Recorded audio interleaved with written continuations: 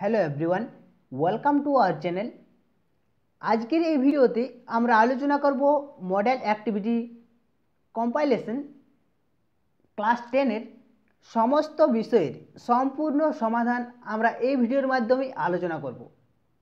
ওকে, তো ভিডিওটি অবশ্যই কমপ্লিট দেখো, তাহলে তোমাদের যে মডেল অ্যাক্টিভিটি কম্পাইলেশন যে টাস্কগুলো প্রত্যেকটি বিষয়ের 50 নম্বরের করে যে দেওয়া হয়েছে সেটা তোমাদের সম্পূর্ণ সমাধান হয়ে যাবে এই ভিডিওতে।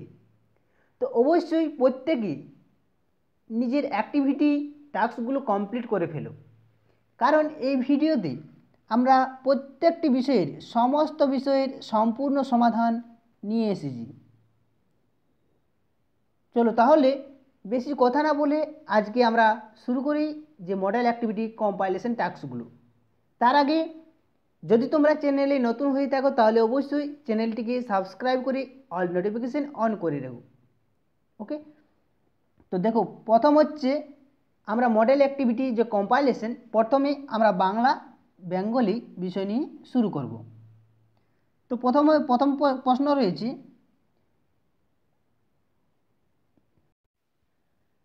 একের দাগে ঠিক উত্তরটি বেছে নিয়ে লেখো।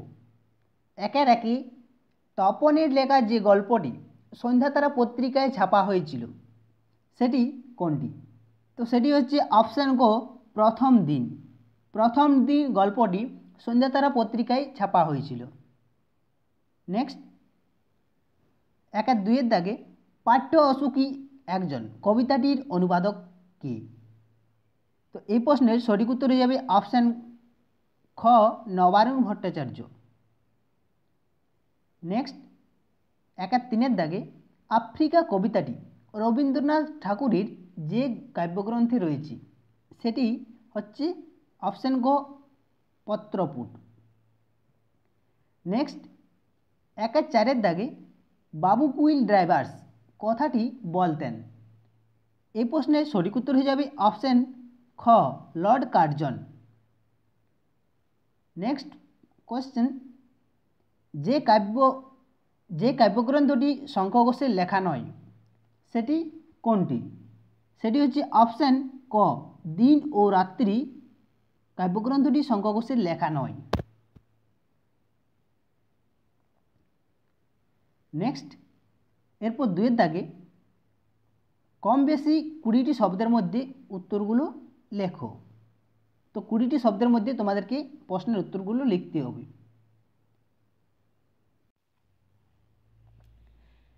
নেক্সট, দুয়ের দাগে দুয়ের একে সমানি সম শীর্ষানি ঘনানি বিরলানি চ কথাটির অর্থ কী?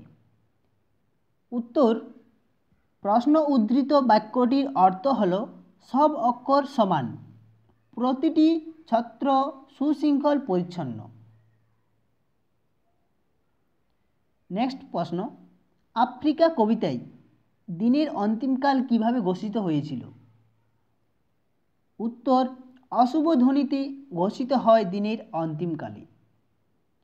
নেক্সট, দুয়ের তিনের দাগে আয় আরও বেঁধে বেঁধে থাকি কবিতায় কবি পায়ে পায়ে হিমানির বাঁধ বলতে কি নির্দেশ করেছেন? উত্তর, হিমানি শব্দের অর্থ হল বরফের বাঁধ। এখানে কবি প্রতি পদক্ষেপে বিপদের কথা বলেছেন বা প্রতি পদক্ষেপে হিমানি বাঁধের বাধার কথা বলেছেন। নেক্সট, দুয়ের চারের দাগে মাভো মাভো এমন উচ্চারণের কারণ কি? বিদ্রোহী কবি কাজী নজরুল ইসলাম প্রহ্লাস কবিতায় মাভো মাভো বলে অভয় বাণী দিয়েছেন। তিনি বলেছেন, প্রলয় আসছে দেখে ভয় পেলে চলবে না, কারণ প্রলয়ের এই ধ্বংসাত্মক রূপের আড়ালেই আছে নব সৃষ্টির বীজ। এই জগৎজোড়া প্রলয় এলেই জোড়ায় মৃতবৎ মানুষের লুকানো প্রাণের বিনাশ হবে এবং মহানিশার শেষে নতুন সূর্য উঠবে, যা ভারতের ভাগ্যাকাশে মুক্তির প্রতীক রূপে দেখা দেবে। নেক্সট, দুয়ের পাঁচের দাগে দুইজন বন্ধু নৌক আসার কথা ছিল। বন্ধুদের কোথা থেকে আসার কথা ছিল? শরৎচন্দ্র চট্টোপাধ্যায়ের পথের দাবি গল্পে উল্লিখিত অংশে উদ্ধৃত লাইনটি আমরা দেখতে পাই, এনানজাং থেকে আসার কথা ছিল। নেক্সট 3 দাগে প্রসঙ্গ নির্দেশ সহ কম বেশি 60টি শব্দের মধ্যে লেখো। 3 দাগে তোরা সব জয়ধ্বনি কর। কার জয়ধ্বনি করতে এই আহ্বান, কেন তার জয়ধ্বনি করতে হবে? উত্তর, প্রশ্নোদ্ধৃত উক্তিটি কাজী নজরুল ইসলামের লেখা অগ্নিবীণা কাব্যগ্রন্থের অন্তর্গত প্রয়োল্লাস কবিতা থেকে গৃহীত। আলোচ্য উক্তিটি কবি সাধারণ দেশবাসীকে জয়ধ্বনি করতে বলেছেন। তিনি কল্পনা করেছেন কালবৈশাখী রূপী তরুণীর দল সমাজ থেকে অন্যায়, অবিচার এবং বৈষম্য দূর করতে অচিরে আবির্ভূত হয়। সমস্ত পাপাচার সমাজ থেকে মুছে যাবে, ধুয়ে যাবে যাবতীয় অসুন্দর। তাই নতুনের কেতন ওড়ানো কালবৈশাখী ঝড় আসন্ন দেখি যথাযথভাবে বরণ করে নেওয়ার জন্য সকলকে জয়ধ্বনি করতে বলেছেন। নেক্সট 3-2 দাগে খুবই গরিব মানুষ হরিদা, হরিদার পরিচয় দাও। তার দারিদ্র্যের ছবি বহুরূপী গল্পে কিভাবে প্রতিভাসিত হয়েছে? উত্তর, বিশিষ্ট গল্পকার সুবোধ ঘোষের রচিত বহুরূপী গল্পের কেন্দ্রীয় চরিত্র হলেন হরিদা। তিনি পেশাগতভাবে বহুরূপী বৃত্তি অবলম্বন করতেন। হরিদা একজন অতি সামান্য দরিদ্র বহুরূপী। গোটা গল্প জুড়েই আমরা তার হরিদার একাধিক নিদর্শন দেখতে পাই, যথা শহরের সবচেয়ে সরু গলির ভেতরে একটা ছোট্ট ঘরেই তার সম্বল। বাড়িতে আগত বন্ধুদের চা খাওয়ানোর মতো তার সামর্থ্য নেই। বহুরূপী সেজে তিনি যেটুকু বকশিস পান তা দিয়ে তার সবসময় অন্যের সংস্থান হয় না। অনেক সময় তার ভাতের হাঁড়িতে ভাতের বদলে শুধু জলেই ফোটে। নেক্সট 4 দাগে কম বেশি 125টি শব্দের মধ্যে উত্তর লেখো। মনে করো ওর নিঃশ্বাসে বিষ, তুমি ওর দৃষ্টিতে আগুন, ওর অঙ্গ সঞ্চালনে ভূমিকম্প। উদ্ধৃতির আলোকে ঘসেটি বেগমের চরিত্র বৈশিষ্ট্য আলোচনা করো। উত্তর, বিশিষ্ট নাট্যকার শচীন্দ্রনাথ সেনগুপ্তের রচিত ঐতিহাসিক সিরাজউদ্দৌলা নাট্যাংশের ঘসেটি বেগম একজন হৃদয়হীনা প্রতিহিংসাপরায়ণ নারী চরিত্র। পাঠ্য নাট্যাংশে তার সংলাপ সংখ্যা মাত্র 19টি, কিন্তু এই সামান্য কয়টি সংলাপে তিনি তার কুটিল স্বরূপটি আমাদের সামনে উন্মোচন করেছেন। 1 নম্বর পয়েন্ট হচ্ছে, সিরাজ বিরোধী চক্রান্তের মধ্যমণি ছিলেন ঘসেটি বেগম। তিনি সিরাজের দুঃখ যন্ত্রণায় বেদনার্ত নন, বরং উল্লসিত। বাংলার স্বাধীনতা রক্ষার যাবতীয় প্রয়াসের বিরুদ্ধে তিনি গর্বিত, বিদ্রোহিণী। নেক্সট পয়েন্ট হচ্ছে 2 নম্বর পয়েন্ট, পালিত পুত্রকে সিংহাসনে বসিয়ে ক্ষমতা দখল করার যে স্বপ্ন ঘসেটি দেখেছিল, শওকত জংকে হত্যা করে সিরাজের সিংহাসন আরোহণে তা চূর্ণ বিচূর্ণ হয়ে যায়। নবাব ঘসেটিকে নিজ দরবারে নজরবন্দি করে রাখেন। ঘসেটির হৃদয়ে দাউ দাউ করে জ্বলতে থাকে প্রতিহিংসার দাবানল।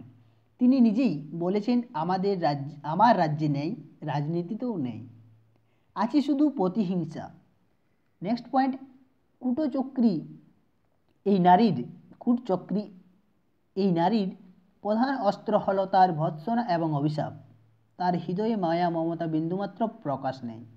ক্ষমতার লোভ আর প্রতিহিংসা তাকে করে তুলেছিল হৃদয়হীনা। নেক্সট 5 দাগে নিচের প্রশ্নগুলির উত্তর নিজের ভাষায় লেখো। দস্যুরা কিভাবে আফ্রিকার ইতিহাসে চিরচিহ্ন এঁকে দিয়েছিল তা আফ্রিকা কবিতার অনুসরণে আলোচনা করো। উত্তর, রবীন্দ্রনাথের আফ্রিকা কবিতায় উদ্ধৃত পংক্তিটিতে অপমানিত আফ্রিকাকে একথা বলা হয়েছে।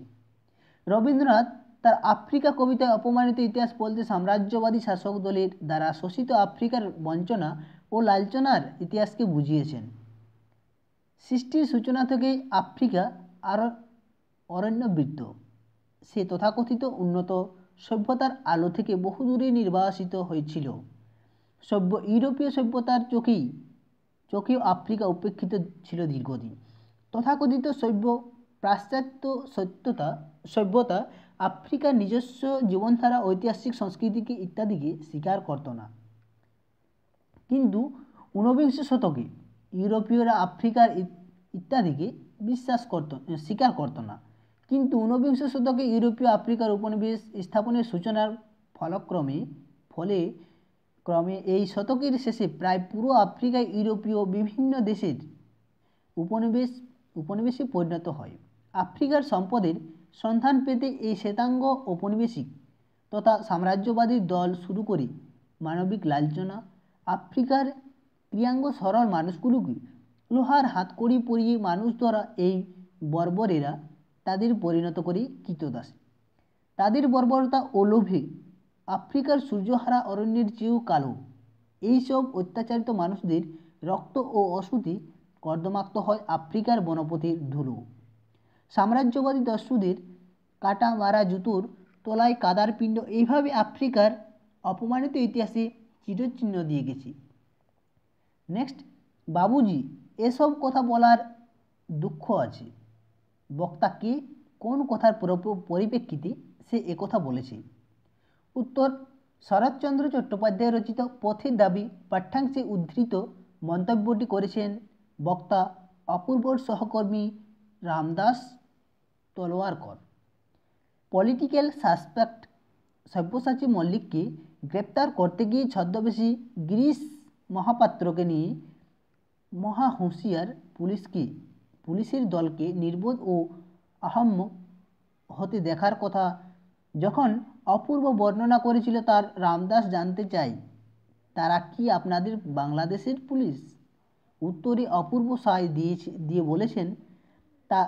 বলে তার লজ্জা হয় এইভাবে যে পুলিশের বড় কর্তা তার আত্মীয় এবং প্রীতিবন্ধু, তার বাবাই একদিন এর চাকরি করে দিয়েছিলেন। মন্তব্যের প্রতিক্রিয়ায়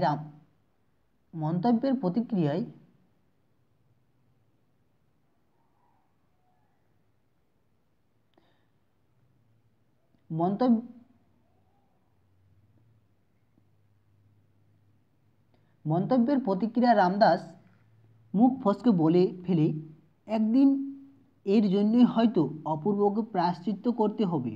এই কথা বলে সে নিজের অপ্রতিভা হয়ে চুপ করে যায়। অপূর্ব তার অর্থ বুঝতে পেরে পুলিশ কর্তা তার শুভাকাঙ্ক্ষী বা আত্মীয় হলেও তিনি দেশের চাইতে আপন নন, বরং যাকে গ্রেপ্তার করার জন্য তারা উদগ্রীব সেই স্বাধীনতা সংগ্রামীকে সে অনেক বেশি আপনজন বলে মনে করে। এ কথার প্রসঙ্গে রামদাস আলোচ্য উক্তিটি করেছিল।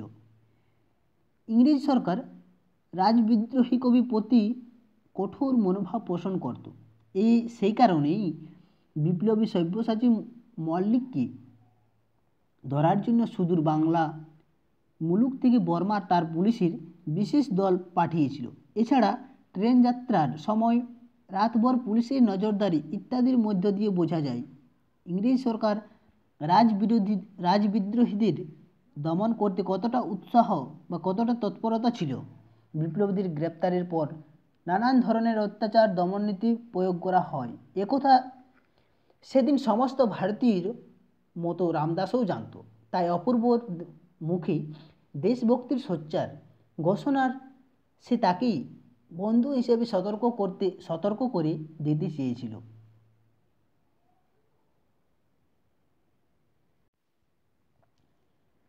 নেক্সট, 6 দাগে নিচের প্রশ্নের উত্তর নিজের ভাষায় লেখো। কম বেশি 150টি শব্দের মধ্যে তোমাদেরকে এই প্রশ্নটির উত্তর করতে হবে। প্রশ্নটি হচ্ছে, খিদা, এবার আমরা কি খাবে? উদ্ধৃতির আলোকে কনির যন্ত্রণাবিদ্ধ যে জীবনযাত্রার পরিচয় দাও। উত্তর, গঙ্গার ঘাট থেকে মাদ্রাসায় জাতীয় সাঁতার প্রতিযোগিতায় ভিক্টরি স্ট্যান্ড পর্যন্ত কনির যে যাত্রা, খিদায় কনির প্রথম ও প্রধান নির্দেশক ও অনুপ্রেরণা। অনুশীলনের রেস্ট ব্যবস্থা ক্ষিতীশ সিং কোনিকে সাঁতারে চ্যাম্পিয়ন করানোর জন্য কঠোর অনুশীলনের ব্যবস্থা করেছিলেন। এই অনুশীলনে সাঁতারের বিভিন্ন কৌশল ক্ষিতীশ কোনিকে শিখিয়েছিলেন। প্রতিদিন সকালে 6:30 থেকে 8:30 পর্যন্ত কোনির প্র্যাকটিস চলত। ছকে বাঁধা জীবন। ক্ষিতীশ কোনির জীবনযাত্রাকে একটা ছকে বেঁধে দিয়েছিলেন। কোনি কখন কি খাবে সে ব্যাপারে ক্ষিতীশ নিয়ম জারি করেছিলেন। ক্ষিতীশ কোনিকে প্রতিদিন 2টো ডিম, 2টো কলা, 2টো টোস্ট খাওয়ার কথা ক্ষিতীশ বলেন। এগুলি কোনিকে খেতে দেওয়ার বদলে আরও 1 ঘন্টা কোনির জলে থাকতে হবে বলে ক্ষিতীশ জানান। অমানুষিক পরিশ্রম। লোভ দেখিয়ে অমানুষিক পরিশ্রম করিয়ে নেওয়া অন্যায় জেনেও যন্ত্রণা আর সময় দুটোকেই হারানোর জন্য ক্ষিতীশ এমনটা করেছিলেন। কোনি টিফিনের বদলে টাকা চাইলে ক্ষিতীশ আর কোনির মধ্যে বোঝাপড়া হয়। ক্ষিতীশ কোনিকে নানা উদাহরণ দিয়ে তাকে উজ্জীবিত করেন। সফলতা অর্জন। ক্ষিতীশেই দেওয়ালে 70 লিখে টাঙিয়ে কোনির লক্ষ্যমাত্রা ঠিক করে দেন। তার তত্ত্বাবধানে দিনের পর দিন কোনির এই কঠোর অনুশীলনই তাকে সাফল্যের শীর্ষে নিয়ে যায়।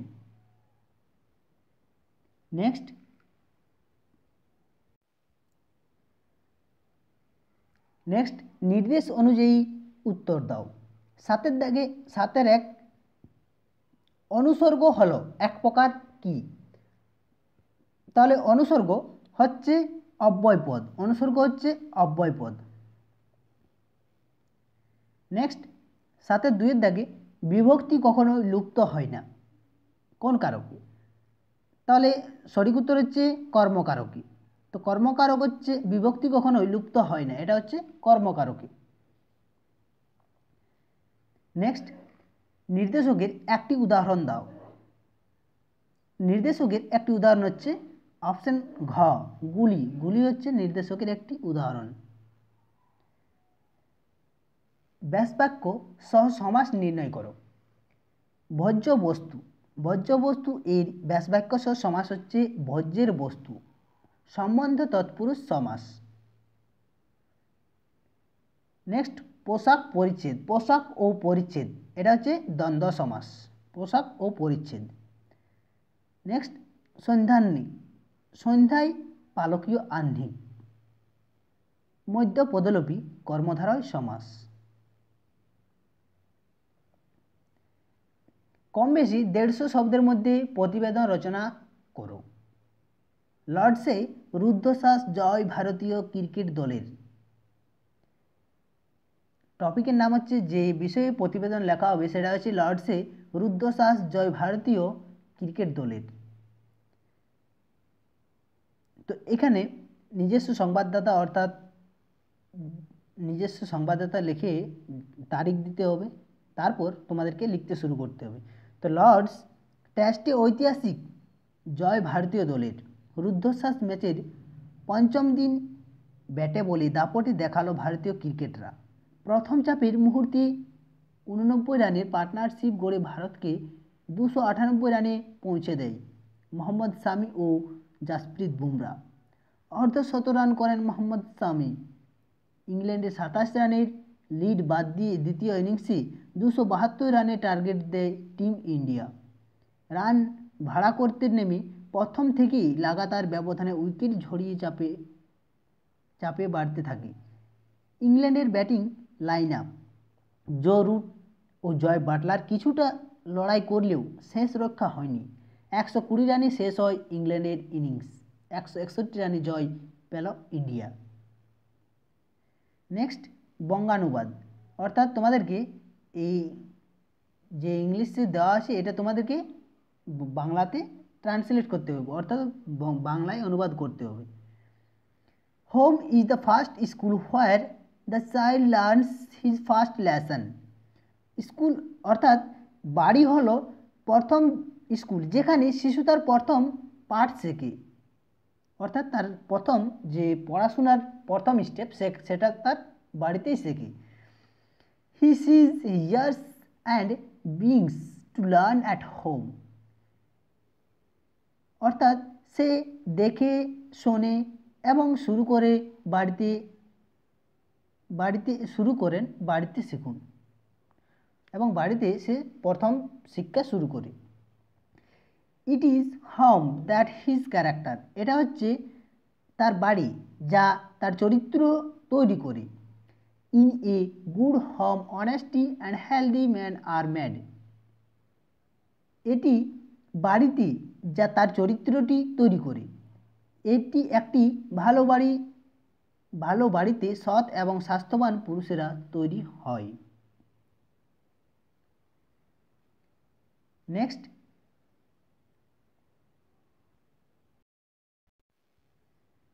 তো এখানে আমাদের বাংলা কমপ্লিট হয়ে গেছে। এরপর আমরা ইংলিশ যে সেকেন্ড ল্যাঙ্গুয়েজ, যাদের ইংলিশ সেকেন্ড ল্যাঙ্গুয়েজ অর্থাৎ দ্বিতীয় ভাষা, আমাদের ওয়েস্ট বেঙ্গলের প্রায় প্রত্যেকেরই ইংলিশ হচ্ছে সেকেন্ড ল্যাঙ্গুয়েজ। তো এখানে ইংলিশের যে মডেল অ্যাক্টিভিটি যে কম্পাইলেশন টাস্কটা দেওয়া আছে, এখানে আমরা ডিটেলসে সম্পূর্ণভাবে সমাধান করব। ওকে, তো দেখো প্রথমে তোমাদেরকে একটা টাস্ক দেওয়া আছে, অর্থাৎ এখানে তোমাদেরকে একটা প্যাসেজ দেওয়া আছে। এই যে প্যাসেজটা দেওয়া আছে, এই প্যাসেজটা থেকে তোমাদের নিজের অ্যাক্টিভিটিগুলো কমপ্লিট করতে হবে। তো এটা তোমাদের টেক্সট বই থেকেই দেওয়া হয়েছে, তো তোমরা অনেকেই হয়তো এই পড়াটা পড়েছো। তো এখানে আমি আর টাইম নষ্ট করছি না, কারণ ভিডিওটি অনেক লেন্দি হবে। তো ভিডিওটি আমরা শুরু করি প্রথম থেকে, যেটা হচ্ছে অ্যাক্টিভিটি 1 থেকে। Write the correct alternatives to complete the following sentence. The narrator was having option 3 tea. Next, the narrator received a telephone call received হয়েছিল কখন? in the evening, 4th option হচ্ছে correct. Next, Gandhiji was shot on his way to a Gandhiji was shot on his way to a Gandhiji was shot করেছিল কবে? তার কোন পথে? তো prayer মিটিংয়ের সময় সে শট করেছিল। প্রেয়ার মিটিং অপশন 2 হবে, অর্থাৎ অপশন 2 হবে সঠিক answer. Next, D, narrator want to build a house by narrator অর্থাৎ কথক বিড়লা হাউসে গেছিলেন কিসে করে? অর্থাৎ অপশন এ হয়ে যাবে সঠিক answer, car. Next point, time appear to have stopped for a few time appear have stopped for a few minutes, option 3 হয়ে যাবে কারেক্ট আনসার। তো এরপর আমরা অ্যাক্টিভিটি 2 এর কি বলেছে? Complete the following sentence with informations from the text থেকে তোমাদেরকে সঠিক তথ্যগুলো তোমাদেরকে লিখতে হবে। At the Birla House, Gandhiji's relatives and followers had gathered around his body. Birla হাউসে যে ছিলেন গান্ধীজি কী করেছিলেন? Relatives and followers have gathered round his body, তার বডিকে ঘিরে রয়েছিলেন তার ফলোয়ার্স এবং রিলেটিভগুলো। Words of Bapuji's death had spread through like a flame fanned by wind. Next, 3 দাগে, the people were too stunned to speak in the beginning হচ্ছে correct answer. Next, activity 3, answer the following questions. What could one see out of every window? Answer, out of every window one could see a brown blower of faces. Next, when did the people become a little calm? They calmed a little when it was announced that they could be allowed to see Gandhiji's before the funeral. Next, activity 4. Write the correct alternatives to complete the following sentence. The squirrel was between the mountains and the quarrel was between, অর্থাৎ যে mountain এবং কার মধ্যে quarrel হয়েছিল মানে ঝগড়া হয়েছিল, তো সেটা সঠিক অ্যান্সার হয়ে যাবে অপশন ডি স্কোয়ারেল। স্কোয়ারেল এবং মাউন্টেনের মধ্যে ঝগড়া বেঁধেছিল। Next, the latter is the, latter বলতে বলা হয়েছে যে স্কোয়ারেলকে, অপশন এ হয়ে যাবে সঠিক answer. Next, the squirrel is very, the squirrel অর্থাৎ যে কাঠবিড়ালিটি ছিল সেটা কি খুবই স্প্রে ছিল, অর্থাৎ চঞ্চল ধরনের ছিল। তো অপশান এ হয়ে যাবে এই প্রশ্নের সঠিক উত্তর, option A SPRY spry. Next, the mountain can carry on it's back, the mountain অর্থাৎ যে পর্বত রয়েছে তো ক্যারি করতে পারে কি, পিঠে করে ক্যারি করতে পারে ফরেস্ট, অপশান বি হয়ে যাবে সঠিক answer. Next, activity 5, complete the following table. এখানে স্টেটমেন্ট এবং রিজন, তোমাদেরকে স্টেটমেন্ট এবং স্টেটমেন্ট দেওয়া আছে, তোমাদেরকে এই কারণগুলো করতে হবে। তো এখানে দেওয়া আছে the former called the latter little prig, তো little prig, the former called little prig to mock his as the squirrel is too small compared to the mountain. Next, neither can the mountain crack a nut nor can the squirrel carry a forest. The mountain is not active and cannot move. Squirrel is a very small creature and unable to carry forest. Next, activity 6, split the following two sentences, অর্থাৎ দুটো বাক্য দেওয়া আছে, একটা বাক্য দেওয়া আছে সেটাকে তোমাকে বলেছে স্প্লিট করতে, অর্থাৎ টুকরো করতে বলা হয়েছে বা ভাঙতে বলা হয়েছে। Having hear the news she fainted, তো এটাকে যদি আমরা দুটো বাক্য করি তাহলে সেটা হবে she hear the news she fainted, দুটো বাক্য হয়ে গেল। Next, it was raining heavy when she reached home, তাহলে এটাকে যদি আমরা করি it was raining heavy when she reached home.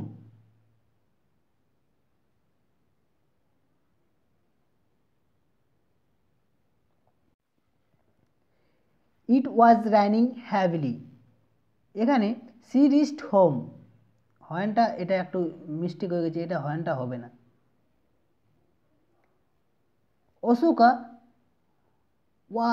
Ashoka who was a great king helped the spread of Buddhism, answer হচ্ছে যদি এটাকে আমরা টুকরো করি দুটো বাক্য করি তাহলে Ashok was a great king একটা বাক্য, আর একটা বাক্য হচ্ছে he help the spread of Buddhism, দুটো বাক্য হয়ে গেল। Next, Shabnam thought that she would win the first prize, তো এটাকে যদি আমরা টুকরো করি তাহলে হবে Shabnam would win the first prize, she thought about it, দুটো বাক্য হয়ে গেল। Shabnam would win the first prize একটা, আর একটা হচ্ছে she thought about it. Next, my older brother is in search of,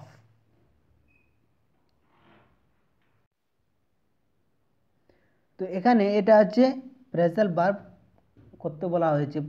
প্রথম আছে my older brother is in search of job, তাহলে দেখো এখানে সার্চ অফ, এখানে দেওয়া আছে সার্চ অফ, তাহলে সার্চ অফ মানে হচ্ছে খোঁজা, তাহলে এখানে আমাদেরকে খুঁজতে হবে, নিচের যে দেওয়া আছে এইগুলোর মধ্যে তোমাদেরকে খুঁজতে হবে, তাহলে সার্চ অফ মানে হচ্ছে খোঁজা, তাহলে এখানে সঠিক অ্যান্সার হয়ে যাবে টুক ফর, তাহলে টুক ফর মানে হচ্ছে টুকিং ফর হয়ে যাবে সঠিক অ্যান্সার। নেক্সট,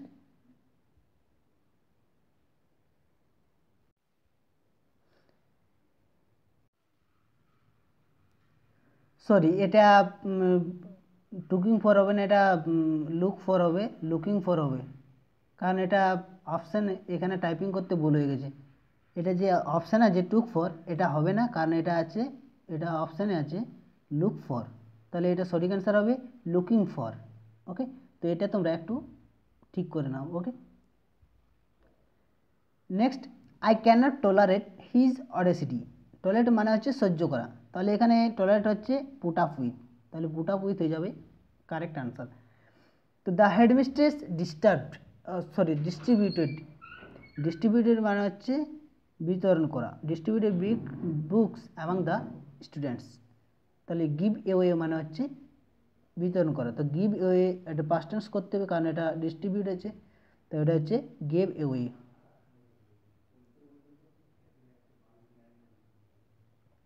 অ্যাক্টিভিটি 8, এখানে write a dialogue with 100 words between two friends on your feelings about not going to school for a long time. Answer হচ্ছে প্রথমে একজন যে কোনো দুজন বন্ধুর নাম দেবে, তারপর শুরু করবে হ্যালো রাহুল রাজেশকে বলছে hello Rajesh how are you, Rajesh বলছে I am fine but not mentally. Why, Rahul বলছে হোয়াই, এনি প্রবলেম, রাজেশ বলছে not that but I am not feeling good in staying home for quite a long time. Rahul বলছি that's indeed a sad matter, I am also missing my school very much.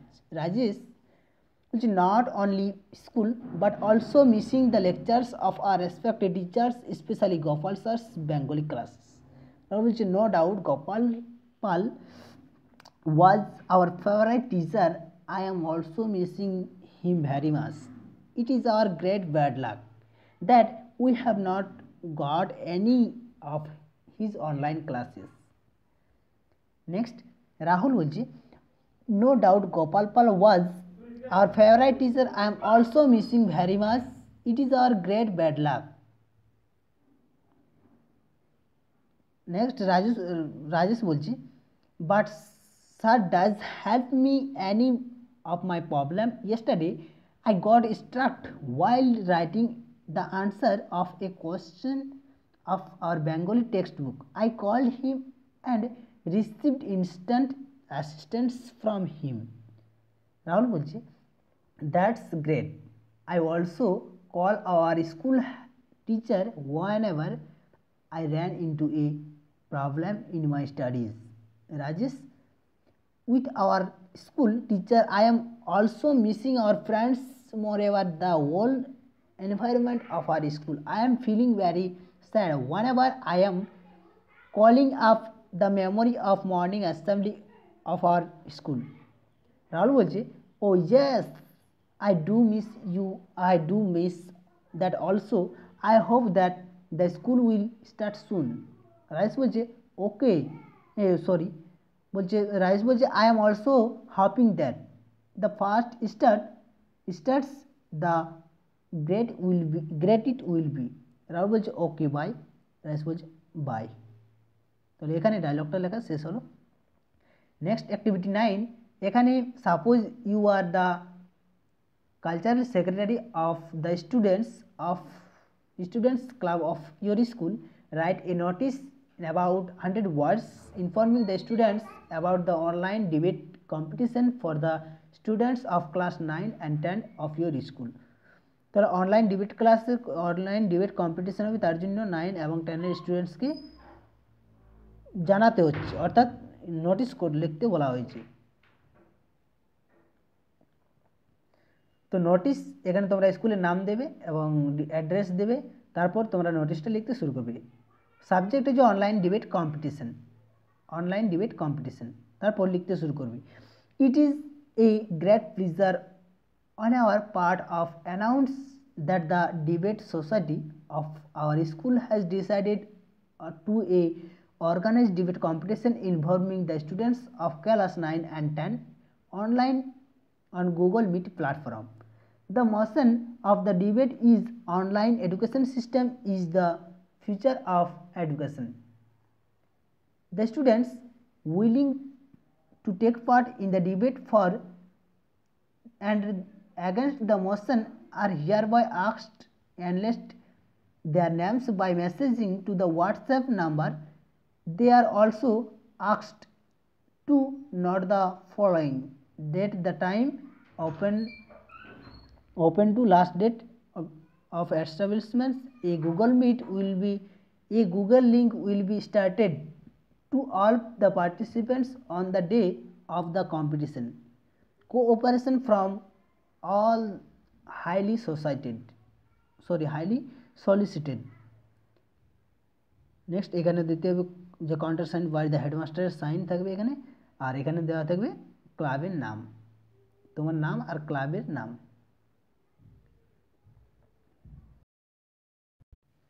তো next আমরা ভৌতবিজ্ঞান থেকে যে model activity যে compilation টাস্কগুলো দেওয়া আছে 50 নম্বরের, সেই অ্যাক্টিভিটিটা এরপর সমাধান করব।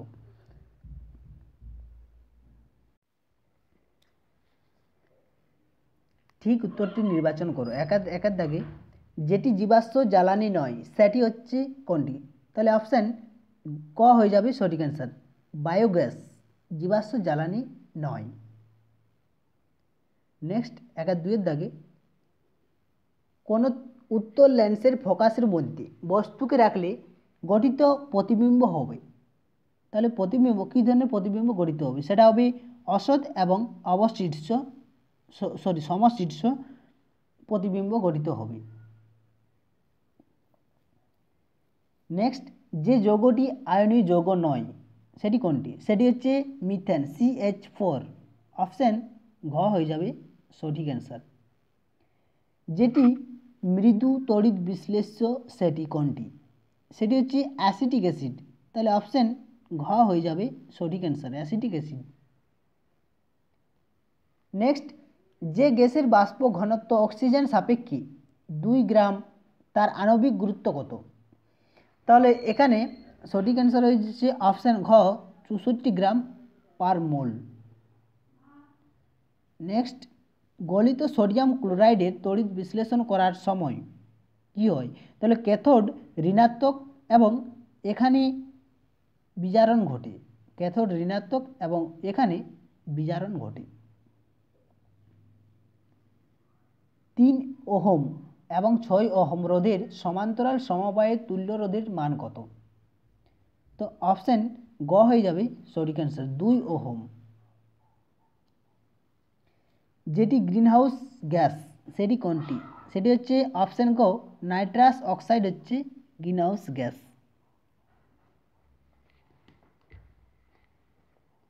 নেক্সট শূন্যস্থান পূরণ করো।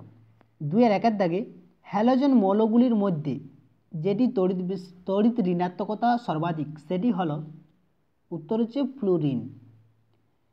বায়ুমণ্ডলের যে স্তরটি রেডিও তরঙ্গ প্রতিফলিত করে সেটি হলো আয়নমণ্ডল। ফিউজ তারের গলনাঙ্ক এর উপাদানগুলির গলনাঙ্ক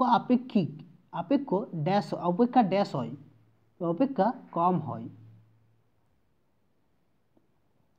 নিচের বাক্যগুলির সত্য মিথ্যা তা নিরূপণ করো। তড়িৎ বিশ্লেষণের সময় দ্রবণের মধ্যে তড়িৎ পরিবহন করে ইলেকট্রন? না, তড়িৎ পরিবহন করে না ইলেকট্রন, মিথ্যা। উচ্চ উষ্ণতা ও নিম্ন চাপে গ্যাসগুলি প্রায় আদর্শ গ্যাসের মতো আচরণ করে, তাহলে এটা হবে সত্য। দুটি মাধ্যমের আপেক্ষিক প্রতিসরাঙ্ক আলোর বর্ণের উপর নির্ভর করে, তো এটা হবে সত্য, ট্রু। একটি বাক্যে অর্থাৎ একটি বাক্যে উত্তর দাও। গ্যাসে ধ্রুবকের যে এসআই এককটি উল্লেখ করো। এসআই একক হচ্ছে জুল ইন্টু মোল -1 ইন্টু K-1। নেক্সট 4-2 পর্যায় সারণীতে প্রত্যেক পর্যায়ের কোন মৌলটির পারমাণবিক ব্যাসার্ধের মান সর্বাধিক হয়? উত্তর হচ্ছে প্রত্যেক পর্যায়ের প্রথম মৌলটির পারমাণবিক ব্যাসার্ধ সর্বাধিক হয়। 4-3 দাগে এমন একটি আয়নীয় যৌগের সংকেত লেখো যার ক্যাটায়ন অ্যানায়ন দুটিরই ইলেকট্রন বিন্যাস হিলিয়াম পরমাণুর মতো। উত্তর হচ্ছে lithium hydrogen, LiH, lithium hydrogen এর ক্যাটায়ন Li যার ইলেকট্রন বিন্যাস হিলিয়ামের মতো অর্থাৎ 2। Li এইচ এর অ্যানায়ন এইচ মাইনাস, যার ইলেকট্রন বিন্যাস হিলিয়ামের মতো অর্থাৎ 2। নেক্সট কিলোওয়াট ও কিলোওয়াট ঘন্টার মধ্যে কোনটি ক্ষমতার একক? তাহলে ক্ষমতার একক হচ্ছে কিলোওয়াট, তাহলে সঠিক অ্যান্সার হচ্ছে কিলোওয়াট। নেক্সট 4.5 অর্থাৎ 4-5, ডিসি অপেক্ষা এসি একটি ব্যবহারিক সুবিধা লেখো। উত্তর হচ্ছে ট্রান্সফরমার বা অন্যান্য যন্ত্রের সাহায্যে এসি ভোল্টেজকে প্রয়োজন মতো বাড়ানো বা কমানো যায়, কিন্তু ডিসি ভোল্টেজকে প্রয়োজন মতো বাড়ানো বা কমানো যায় না। এটা হচ্ছে ব্যবহারিক সুবিধা। 4-6, কোনো বস্তুতে সোনার প্রলেপ দিতে কি তড়িৎ বিশ্লেষ্য ব্যবহৃত হয়? তাহলে কী ধরনের তড়িৎ বিশ্লেষ্য ব্যবহৃত হয়? সেটা হচ্ছে পটাশিয়াম আরোসায়ানাইড। তো পটাশিয়াম আরোসায়ানাইড তড়িৎ বিশ্লেষ্য ব্যবহৃত হয়। নেক্সট 5-এর দাগে সংক্ষিপ্ত উত্তর দাও। পেছনের গাড়িতে একটি স্কুটার অর্থাৎ বাসে যে আয়না থাকে তা সমতল না করে উত্তল রাখা হয় কেন? উত্তর হচ্ছে পেছনের গাড়ি দেখতে স্কুটার অথবা বাসে উত্তল দর্পণ রাখা হয়। উত্তল দর্পণে প্রতিবিম্ব ছোট দেখায়, এর ফলে দর্পণে অনেক বেশি সংখ্যক প্রতিবিম্ব দেখা সম্ভব হয়। দৃষ্টিক্ষেত্র বেশি হয় বলে পেছনের বেশি সংখ্যক গাড়ি দেখতে পাওয়া যায়, ফলে গাড়ি চালকের গাড়ি চালাতে সুবিধা হয়, তাই উত্তল দর্পণ ব্যবহার করা হয়। নেক্সট 5-2 দাগে কোনো মৌলের আয়নীয় ভবন শক্তি বলতে কি বোঝায়? উত্তর গ্যাসীয় অবস্থায় থাকা কোনো মৌলের কোনো পশম এবং বিচ্ছিন্ন পরমাণু যখন সর্বনিম্ন শক্তি স্তরে থাকে তখন পরমাণুর সবচেয়ে বাইরের কক্ষে এর সবচেয়ে আলগাভাবে থাকা ইলেকট্রনটিকে নিউক্লিয়াসের আকর্ষণীয় ক্ষেত্র থেকে সম্পূর্ণভাবে বিচ্ছিন্ন করে পরমাণুটিকে একক চার্জযুক্ত ধনাত্মক আয়নে পরিণত করতে যে ন্যূনতম শক্তির প্রয়োজন হয় তাকে ওই পরমাণুর আয়নীয় ভবন বিভব বলা হয়। নেক্সট ক্যালসিয়াম কার্বনেটের মধ্যে ভর হিসাবে ক্যালসিয়ামের শতকরা পরিমাণ নির্ণয় করো। তো এখানে ক্যালসিয়ামের দেওয়া আছে আণবিক ভর দেওয়া আছে 40। তাহলে ক্যালসিয়াম কার্বনেট CaCO3 এর আণবিক ভর হচ্ছে, ক্যালসিয়াম কার্বনেট হচ্ছে, দেখো এখানে দেওয়া আছে ক্যালসিয়াম কার্বনেট, ক্যালসিয়াম Ca দেওয়া আছে 40 আর কার্বনের হচ্ছে 12, কার্বনের 12 আর অক্সিজেন হচ্ছে 16। তাহলে অক্সিজেন O3 আছে, তাহলে অক্সিজেন 16 গুণিত 3, তাহলে সেটা হচ্ছে 100। তো 100 গ্রাম ক্যালসিয়াম কার্বনেট অর্থাৎ ক্যালসিয়ামের পরিমাণ 40 গ্রাম। ক্যালসিয়াম কার্বনেটের মধ্যে ভর হিসাবে ক্যালসিয়ামের শতকরা পরিমাণ হচ্ছে 40/100 ইন্টু 40/100 ইন্টু 100 সমান হচ্ছে 40%। নেক্সট 5-4, সোডিয়াম ক্লোরাইডের ক্ষেত্রে আণবিক ওজন কথাটি কেন প্রযোজ্য নয় তা ব্যাখ্যা করো। তো সোডিয়াম ক্লোরাইডের ক্ষেত্রে সোডিয়াম ক্লোরাইড একটি হচ্ছে আয়নীয় যৌগ, তাই এর অণুর অস্তিত্ব না থাকায় এর আণবিক ওজন 58.5 কথাটি যথার্থ নয়। এর সংকেত যা হচ্ছে NaCl অর্থাৎ সোডিয়াম ক্লোরাইড, তাই এর সংকেত 23+35 কথাটির ব্যবহার করাই সঙ্গত। নেক্সট 5-5 দাগে 50 গ্রাম ক্যালসিয়াম কার্বনেটের পূর্ণ বিয়োজনে কত গ্রাম কার্বন ডাই অক্সাইড গ্যাস পাওয়া যাবে নির্ণয় করো। ক্যালসিয়াম দেওয়া আছে 40, কার্বন 12 এবং অক্সিজেন দেওয়া আছে 16। তাহলে ক্যালসিয়াম কার্বনের পূর্ণ বিয়োজন করতে CaCO3, তাহলে CaCO3 ক্যালসিয়াম দেওয়া আছে 40 আর কার্বন দেওয়া আছে 12 এবং অক্সিজেন 16, তাহলে এটা হচ্ছে টোটাল 100 এবং এটা দেওয়া আছে CaO প্লাস CO3, তাহলে CaO অর্থাৎ CO3 অর্থাৎ কার্বনের 12 আর অক্সিজেনের 16, তাহলে কার্বনের 12 প্লাস 16 × 2 অর্থাৎ অক্সিজেন 2 আছে, তাহলে 32, তাহলে হচ্ছে 44 গ্রাম। তাহলে 100 গ্রাম CaCO3 থেকে কার্বন ডাই অক্সাইড পাওয়া যায় 44 গ্রাম। নেক্সট 1 গ্রাম CaCO3 থেকে কার্বন ডাই অক্সাইড পাওয়া যায় 44/100 গ্রাম। 50 গ্রাম CaCO3 থেকে কার্বন ডাই অক্সাইড পাওয়া যায় 44 × 50 / 100 সমান হচ্ছে 22 গ্রাম। নেক্সট, শুষ্ক বায়ু অপেক্ষা আর্দ্র বায়ু হালকা কেন তা ব্যাখ্যা করো। উত্তর, বাতাসের বাষ্প ঘনত্ব প্রায় 14.4 অর্থাৎ 14.4 এবং জলীয় বাষ্পের বাষ্প ঘনত্ব হচ্ছে 9। সুতরাং সমতলের জলীয় বাষ্প অপেক্ষা শুষ্ক বায়ু বেশি ভারী। আর্দ্র বাতাসে শুষ্ক বাতাস অপেক্ষা বেশি জলীয় বাষ্প বর্তমান থাকায় সমান আয়তনের আর্দ্র বাতাস অপেক্ষা শুষ্ক বাতাস বেশি ভারী হয়। 5.7 সূর্যাস্তের সময় সূর্যকে লাল দেখায় কেন। সূর্যোদয় এবং সূর্যাস্তের সময় সূর্য প্রায় দিগন্তরেখার কাছাকাছি থাকে এবং সূর্যালোক আমাদের চোখে পৌঁছাতে পৃথিবীর বায়ুমণ্ডলের পুরু স্তর ভেদ করতে হয়। এর ফলে আলোক রশ্মিকে বায়ুমণ্ডলে ভাসমান ধূলিকণা, জলকণা ইত্যাদির মধ্য দিয়ে যাওয়ার সময় নীল প্রান্তের কম তরঙ্গদৈর্ঘ্য বিশিষ্ট বর্ণগুলো বিক্ষিপ্ত হয়, কিন্তু লাল প্রান্তের আলোর তরঙ্গদৈর্ঘ্য বেশি হয় তা কম বিক্ষেপিত হয়, ফলে সরাসরি সেটি পৃথিবীতে চলে আসে। তাই আমরা ভোরের উদীয়মান সূর্য এবং সন্ধ্যার অস্তগামী সূর্যকে লাল দেখি। নেক্সট 5.8 ফ্লেমিংয়ের বামহস্ত নিয়মটি লেখো।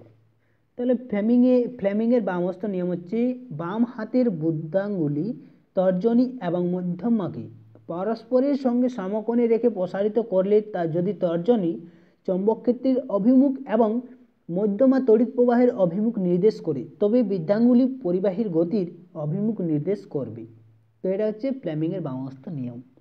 নেক্সট, লেঞ্জের সূত্রটি লেখো।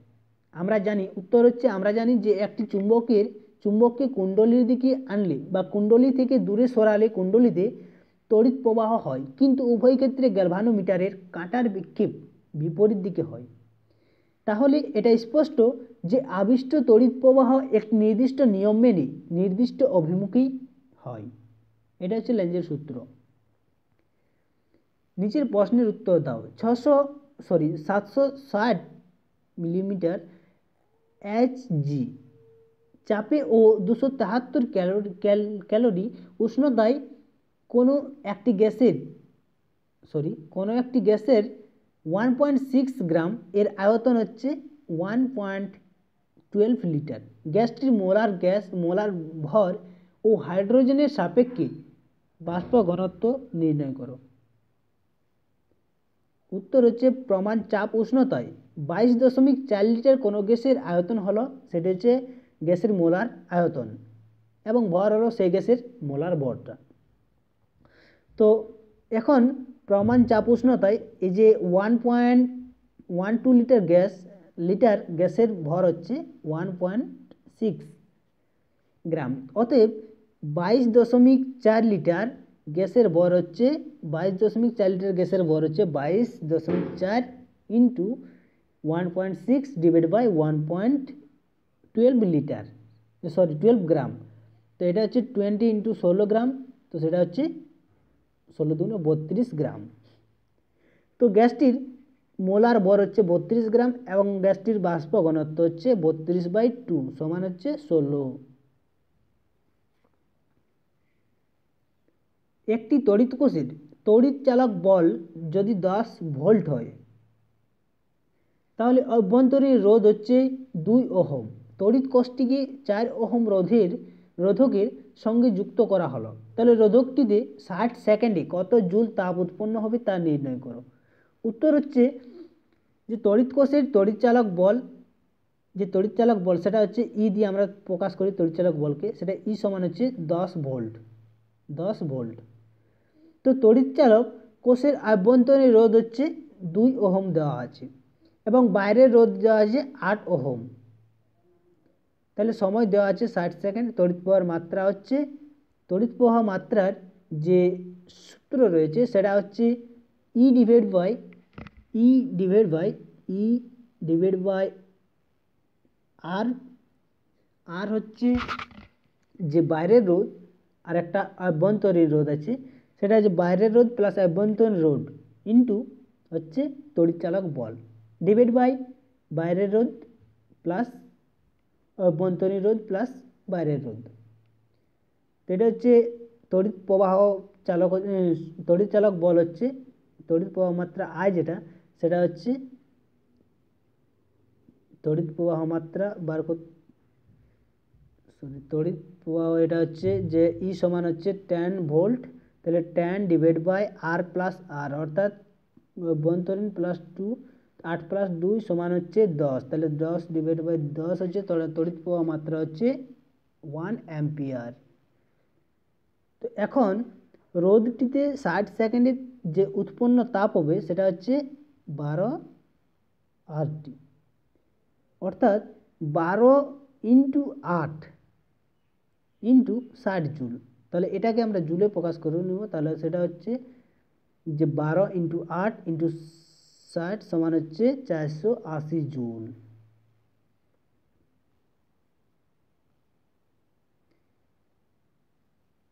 নেক্সট, দুটি ধাতব তারের দৈর্ঘ্যের অনুপাত দেওয়া আছে 2:1, ব্যাসার্ধের অনুপাত 1:2, রোধাঙ্কের অনুপাত দেওয়া আছে 3:4 হলে তার দুটি রোধের অনুপাত কত হবে?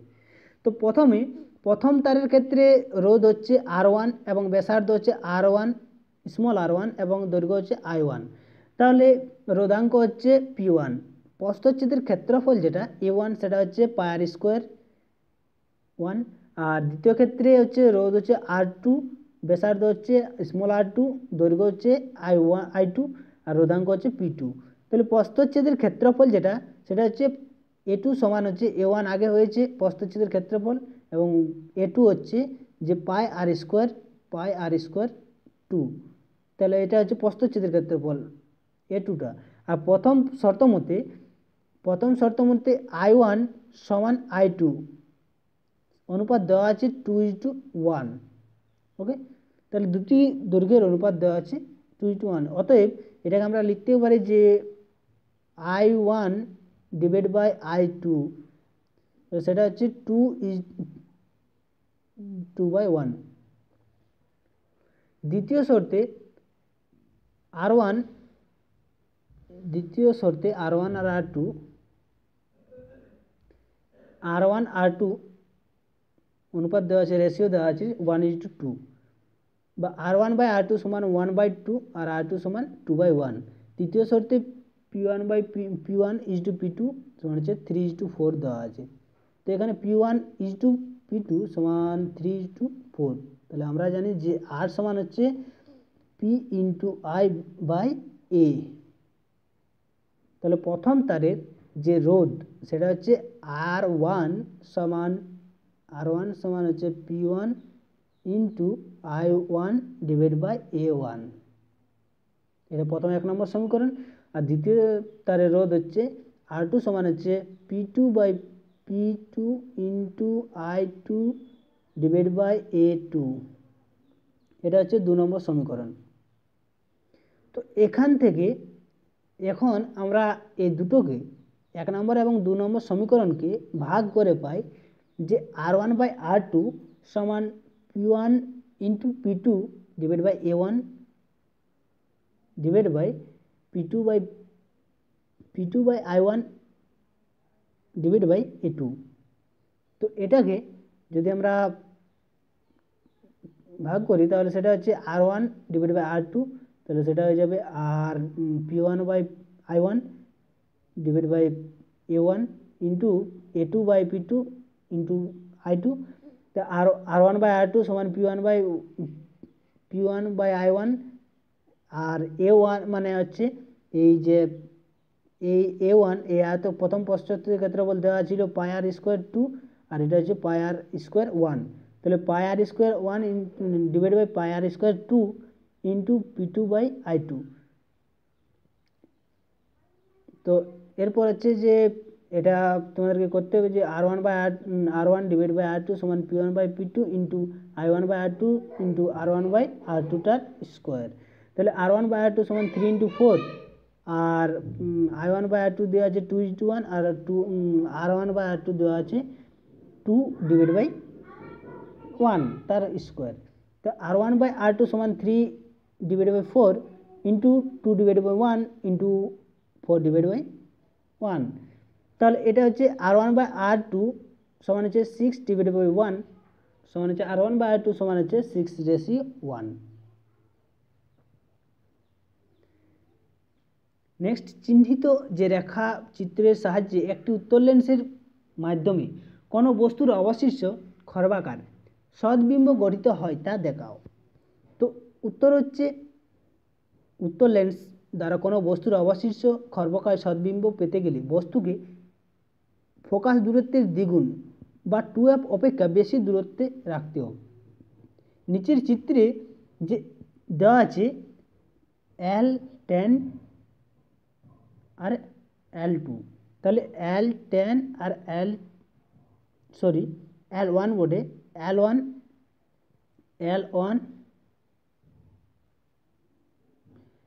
আর L2, L1 আর L2, তাহলে আর এটা হচ্ছে যে ওটা সেটা হচ্ছে যে ও হচ্ছে লেন্সের প্রধান অক্ষের উপর যে লম্বভাবে 2f অপেক্ষা বেশি দূরত্বে অবস্থিত O1 O2 একটি বিস্তৃত বস্তু যেখানে OF1 2Fi O2 থেকে আগত প্রধান অক্ষের সমান্তরালে O2A রশ্মি লেন্স দ্বারা প্রতিসরণের পর মুখ্য ফোকাস দ্বিতীয় F2 দিয়ে যায়।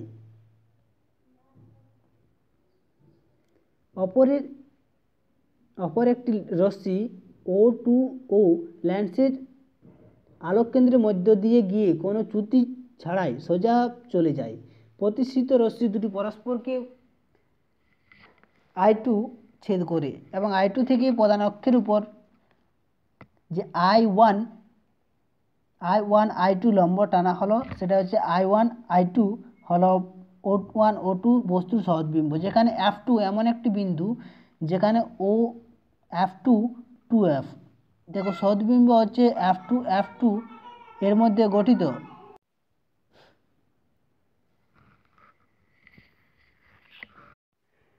এরপর আমরা যে লাইফ সায়েন্স থেকে যে মডেল অ্যাক্টিভিটি যে কম্পাইলেশন টাস্কটা দেওয়া আছে, যে 50 নম্বরের টাস্ক তোমাদেরকে দেওয়া আছে, সেটা আমরা এরপর সলভ করব।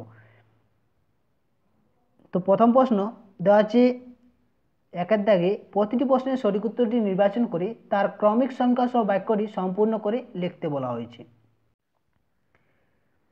তো প্রথম প্রশ্ন হচ্ছে উদ্ভিদের পর্বমধ্যের দৈর্ঘ্য বৃদ্ধি ঘটায় যে হরমোন সেটি হচ্ছে কি?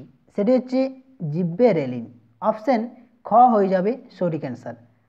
নেক্সট, 1-2 দাগে নিচের বক্তব্যগুলি থেকে মায়োপিয়ার সঙ্গে সম্পর্কিত সমস্যাটি কোনটি? তাহলে অপশান খ হয়ে যাবে সঠিক অ্যান্সার। বস্তুর প্রতিবিম্ব রেটিনার সামনে গঠিত হয়। বস্তুর যে প্রতিবিম্ব সেটা রেটিনার সামনে গঠিত হয়। 1-3 দাগে নিচের যে জোড়টি সঠিক তা নির্বাচন করো বা স্থির করো। তো সেটা হচ্ছে অপশান ডি, অর্থাৎ অপশান ঘ হয়ে যাবে ADH, বৃক্কীয় নালিকায় জলের পুনঃশোষণ ঘটানো। এটা হচ্ছে ঠিক, ADH এটা কি করে? বৃক্কীয় নালিকায় জলের পুনঃশোষণ ঘটানো বা ঘটায়। এরপর 1-4 দাগে মানবদেহে করোটিড যে স্নায়ুর সংখ্যা কয়টি? তাহলে করোটিড স্নায়ুর সংখ্যা হচ্ছে 12 জোড়া, অর্থাৎ 24টি। পাতার মাধ্যমে প্রাকৃতিক অঙ্গজ বংশবিস্তার করে যে উদ্ভিদ সেটি হচ্ছে পাথরকুচি। অপশান ঘ হয়ে যাবে এই প্রশ্নের সঠিক আনসার। সংকরায়ন পরীক্ষার জন্য মেন্ডেলের যে মটর গাছ বেছে নেওয়ার সঠিক কারণ সেটি নির্বাচন করো। তো সেটি হচ্ছে যে মটর ফুল স্বপরাগী হয়। অপশান গ হয়ে যাবে সঠিক অ্যান্সার। মটর ফুল স্বপরাগী হয়, বাইরের থেকে অন্য চারিত্রিক বৈশিষ্ট্য মিশে যাওয়ার সম্ভাবনা কম। একের সাতের দাগে নিচের যে জোড়টি সঠিক নয় সেটি নির্বাচন করো। তো সেটি হচ্ছে অপশান গ প্লাজমোডিয়াম পুনরুদ্ধান। এটা হচ্ছে প্লাজমোডিয়াম পুনরুদ্ধান, প্লাজমোডিয়াম পুনরুৎপাদন, এটা হচ্ছে সঠিক নয়। প্লাজমোডিয়ামের সাথে উৎপাদন এটা সঠিক নয়। নিচের যে দুটি যে জিনোটাইপিক গিনিপিগের কালো ও মসৃণ ফিনোটাইপের জন্য দায়ী তা চিহ্নিত করো। তো সেটা হচ্ছে BBRR। অপশান খ হয়ে যাবে এই প্রশ্নের সঠিক উত্তর। তাহলে BBRR অর্থাৎ ক্যাপিটাল BBRR ও BBRR হয়ে যাবে সঠিক অ্যান্সার। স্বাভাবিক পিতা ও বর্ণান্ধতার বাহক মাতার বর্ণান্ধ কন্যা সন্তানের জন্মানোর সম্ভাবনা নিরূপণ করো। সেটা হচ্ছে যে স্বাভাবিক পিতা এবং বর্ণান্ধতা বাহক মাতার বর্ণান্ধতা কন্যা সন্তান জন্মানোর সংখ্যা যে সম্ভাবনা সেটা হচ্ছে অপশান ক 0%। নিচের বাক্যগুলির শূন্যস্থানের উপযুক্ত শব্দ বসাও। 2-1 দাগে হচ্ছে ডাবের জলে ড্যাশ হরমোন থাকে, তাহলে ডাবের জলে হচ্ছে সাইটোকাইনিন হরমোন থাকে। নেক্সট 2-2 দাগে হচ্ছে যে পায়রার একটি ডানায় ড্যাশটি র্যামিজেস নামক পালক থাকে, তাহলে সেটি হচ্ছে 23টি র্যামিজেস নামক পালক থাকে। 2-3 দাগে হচ্ছে RNA-তে থাইমিনের পরিবর্তে ড্যাশ থাকে, থাইমিনের পরিবর্তে ইউরাসিল থাকে। নিচের বাক্যগুলো সত্য কিংবা মিথ্যা সেটা নির্বাচন করতে বলা হয়েছে। তো 3-1 দাগে অযৌন জননী দুটি জন্মিত জীবের প্রয়োজন হয় না, এটা হচ্ছে মিথ্যা। তাহলে সপুষ্পক উদ্ভিদে নিষেকের পর ডিম্বকটি ফলে পরিণত হয় না, এটা হচ্ছে মিথ্যা। কোনো জীবের চারিত্রিক বৈশিষ্ট্যের বাহ্যিক প্রকাশকে ফিনোটাইপ বলে? হ্যাঁ, জীবের যে চারিত্রিক বৈশিষ্ট্যের বাহ্যিক প্রকাশকে ফিনোটাইপ বলে, সত্য এটা। ক্ষয়স্তম্ভ তোমাদেরকে মেলাতে বলা হয়েছে, ক্ষয়স্তম্ভর সাথে ক্ষয়স্তম্ভ মেলাতে বলা হয়েছে। তাহলে ক্ষয়স্তম্ভ এবং ক্ষয়স্তম্ভ মেলাতে বলা হয়েছে। তো এখানে উত্তরগুলো ডাইরেক্ট করা আছে, যে এখানে অন্ধবিন্দু হচ্ছে যে রেটিনা এবং অপটিক স্নায়ুর সংযোগস্থল, এটা হবে সঠিক অ্যান্সার। তো ক্রসিং ওভার যেটা হচ্ছে মিওসিস হবে না, এটা হচ্ছে মাইটোসিস হবে, এটা ভুল হয়েছে, টাইপিং মিস্টেক, মাইটোসিস হবে। আর গ্রাফটিং এটা হচ্ছে স্টক ও সিয়ন। একটি শব্দে একটি বাক্যে উত্তর দাও। মানব বিকাশে বয়ঃসন্ধি দশার একটি গুরুত্বপূর্ণ বৈশিষ্ট্য, উল্লেখ করো। উত্তর হচ্ছে মানব বিকাশের বয়ঃসন্ধি দশার একটি গুরুত্বপূর্ণ বৈশিষ্ট্য বয়ঃসন্ধিকাল, যেটা 12 থেকে 20 বছর বয়স হলো মানুষের অর্থাৎ মানবদের মুখ্য বৃদ্ধিকাল। এই বয়সে পেশি এবং অস্থির বৃদ্ধি, জননাঙ্গের বৃদ্ধি পায় এবং গ্যামেট উৎপাদন শুরু হয়। নেক্সট 5-2 দাগে বলা হচ্ছে যে বিসদৃশ্য যে শব্দটি সেটি হচ্ছে বেছে নিয়ে লেখো। মটরের সবুজ বীজ, মটরের সবুজ রঙের ফল, গিনিপিগের সাদা রঙের লোম, গিনিপিগের মসৃণ লোম। উত্তর হচ্ছে যে মটরের যে সবুজ রঙের ফল সেটা হচ্ছে আলাদা, কারণ মটরের যে সবুজ রঙের ফল সেটা আলাদা আর গিনিপিগের সেটা একদম আলাদা। 5-3 দাগে নিচের সম্পর্ক যুক্তটি একটি জোড় শব্দ দেওয়া আছে। প্রথম জোড়টি সম্পর্ক বুঝে দ্বিতীয় জোড়টি সম্পর্ক স্থাপনে মানে শূন্যস্থানে বসাতে হবে। তো মাইটোসিস দেওয়া আছে ভ্রূণমুকুল, তাহলে এখানে কি হবে, ড্যাশের জায়গায় কি হবে, এটা যেটা দেওয়া আছে রেণু মাতৃকোষ, তাহলে এটা হবে মিওসিস। মাইটোসিস যদি ভ্রূণমুকুল হয় তাহলে মিওসিস হচ্ছে রেণু মাতৃকোষ।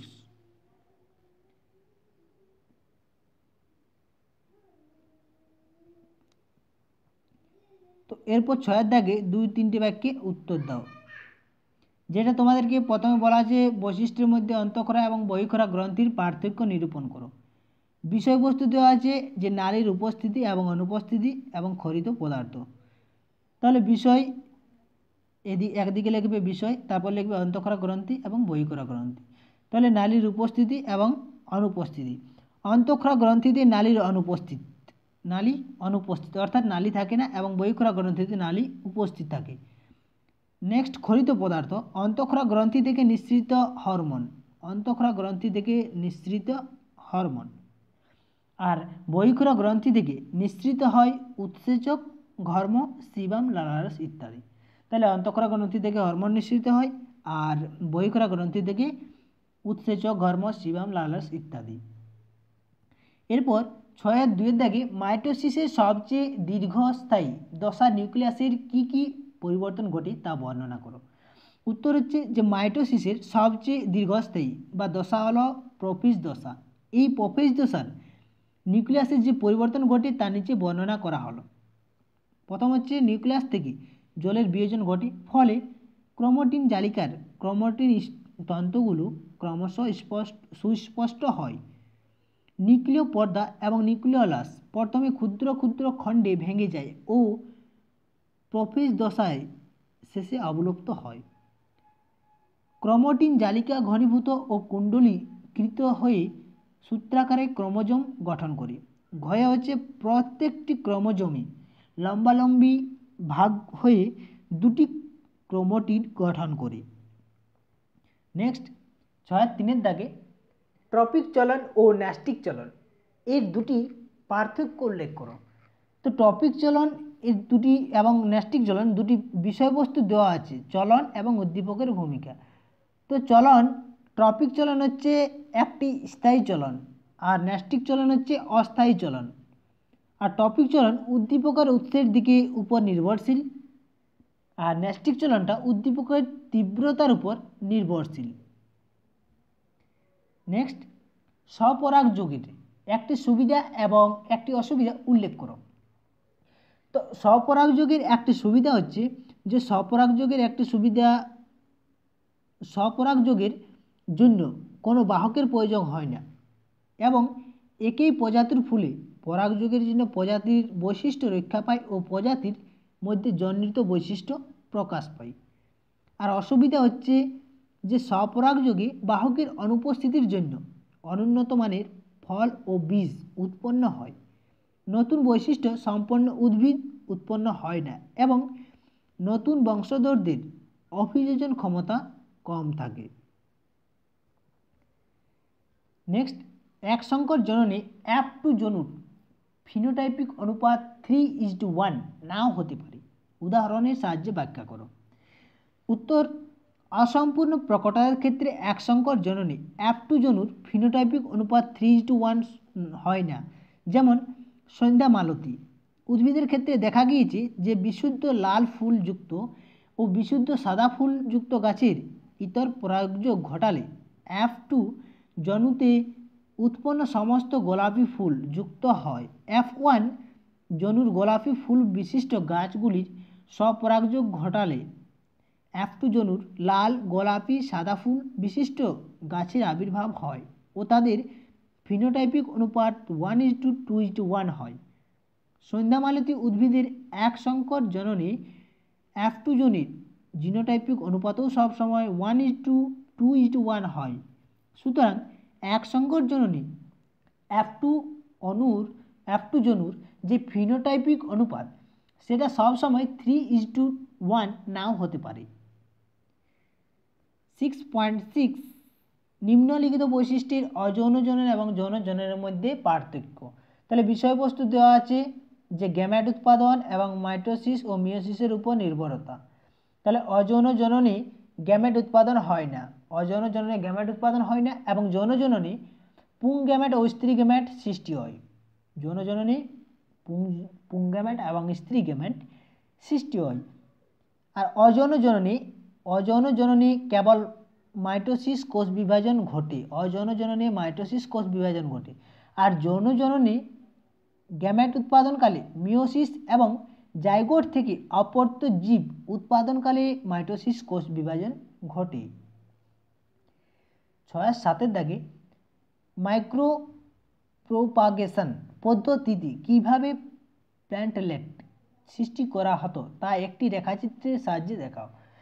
তো মাইক্রো কথার অর্থ হচ্ছে অতি ক্ষুদ্র। এখানে একটি পৃথকী কোষ বা কলার ছোট টুকরোকে বোঝায়। ক্ষুদ্র টুকরোটিকে বিশেষ কর্ষণ দ্রবণে বৃদ্ধি ঘটানো হয়। কর্ষণ দ্রবণটি পরিপোষক এবং অক্সিন সাইটোকাইনিন হরমোন দিয়ে তৈরি করা হয়। এই ধরনের পদ্ধতিকে বলা হয় কলাকর্ষণ। প্রধানত এটি হলো কলাকর্ষণ পদ্ধতি উদ্ভিদের বংশবিস্তার ঘটানো। মাইক্রো প্রোপাগেশন পদ্ধতিতে হলো যে উপযুক্ত উদ্ভিদ অঙ্গ, কলা, কোষ, মুকুল ইত্যাদি নির্বাচন, কালচারের মাধ্যমে রেখা উৎপাদনটিকে বৃদ্ধি ঘটানো।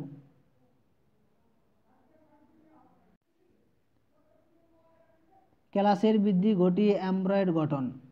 অ্যামব্রয়েড থেকে অসংখ্য প্ল্যান্টলেট সৃষ্টি ও প্ল্যান্টগুলিকে পৃথক তবে স্থানান্তরকরণ এবং অসংখ্য চারাগাছ সৃষ্ট। নিচের প্রশ্নগুলির উত্তর লেখো। প্রাণীকোষে মাইটোসিস কোষ বিভাজনে মেটাফেজ দশার পরিচ্ছন্ন চিত্র অঙ্কন করে নিম্নলিখিত অংশগুলি চিহ্নিত করো। ক হচ্ছে ক্রোমোটিড, খ হচ্ছে মেরু অঞ্চল, গ হচ্ছে সেন্ট্রোমিয়ার, গ হচ্ছে ব্যামতন্তু। তো এই যে তোমাদের যে মাইটোসিস কোষ বিভাজনে মেটাফেজ দশা, এটার মধ্যে এটা হচ্ছে ক্রোমোটিড, মেরু অঞ্চল, ক্রোমোটিড, ব্যামতন্তু, এটা হচ্ছে মেরুতন্তু, এটা হচ্ছে সেন্ট্রোমিয়ার। এগুলো তোমাদেরকে চিহ্নিত করতে বলা হয়েছে। একটি ক্যাশ চক্রের বিভিন্ন বিন্দুতে স্বাভাবিক নিয়ন্ত্রণ নষ্ট হলে কি ঘটতে পারে? জীবের বৃদ্ধি, প্রজনন ও ক্ষয়পূরণে কীভাবে কোষ বিভাজন দ্বারা নিয়ন্ত্রণ হয় তা বিশ্লেষণ করো। উত্তর, একটি কোষচক্রের বিভিন্ন বিন্দুতে স্বাভাবিক নিয়ন্ত্রণ নষ্ট হলে অনিয়ন্ত্রিত কোষ বিভাজন ঘটে, যা পরবর্তীকালে টিউমার সৃষ্টি করে। টিউমার কখনো ম্যালিগন্যান্ট বা ক্ষতিকর হলে তা ক্যান্সার সৃষ্টি হতে পারে। তো প্রথমে হচ্ছে বৃদ্ধি, জীবের বৃদ্ধি। মাইটোসিস বিভাজনের মাধ্যমে বহুকোষী জীবদেহে কোষের সংখ্যা বৃদ্ধি পায়, ফলে সামগ্রিকভাবে জীবদেহের বৃদ্ধি ও পরিস্ফুটন ঘটে। নেক্সট, প্রজনন। নিম্ন শ্রেণীর জীবদেহের মাইটোসিসে বিভাজনের মাধ্যমে অযৌনজনন সম্পন্ন হয় এবং জীবের বংশ বিস্তার ঘটে। নেক্সট পয়েন্ট হচ্ছে ক্ষয়পূরণ। মাইটোসিস বিভাজনের দ্বারা জীবদেহের নতুন কোষ সৃষ্টি হয়, যাদের দ্বারা ক্ষতিগ্রস্ত বা পুরাতন কোষের প্রতিস্থাপন ঘটে এবং জীবদেহে ক্ষতস্থান নিরাময় হয়। একটি বিশুদ্ধ হলুদ ও গোল বীজযুক্ত মটর গাছের YYIR, একটি বিশুদ্ধ সবুজ কুঞ্চিত বীজযুক্ত মটর গাছের স্মল YYRR সংকরায়নের ফলে F2 জনু পর্যন্ত চেকার বোর্ডের সাহায্যে দেখাও যেখানে একটি সংকরায়ন থেকে বংশগতির যে সূত্রটি পাওয়া যায় সেটা তোমাদেরকে দেখাতে হবে। তো এখানে হচ্ছে বিশুদ্ধ হলুদ এবং গোলাকার বীজ হচ্ছে, এটা হচ্ছে ক্যাপিটাল লেটারে YYRR, এটা হচ্ছে স্মল লেটারে বীজ, বিশুদ্ধ সবুজ এবং কুঞ্চিত বীজ YYRR স্মলের জন্মিত। এটা হচ্ছে এটা থেকে হচ্ছে YR আর এটা থেকে হচ্ছে YR স্মলের গ্যামেট।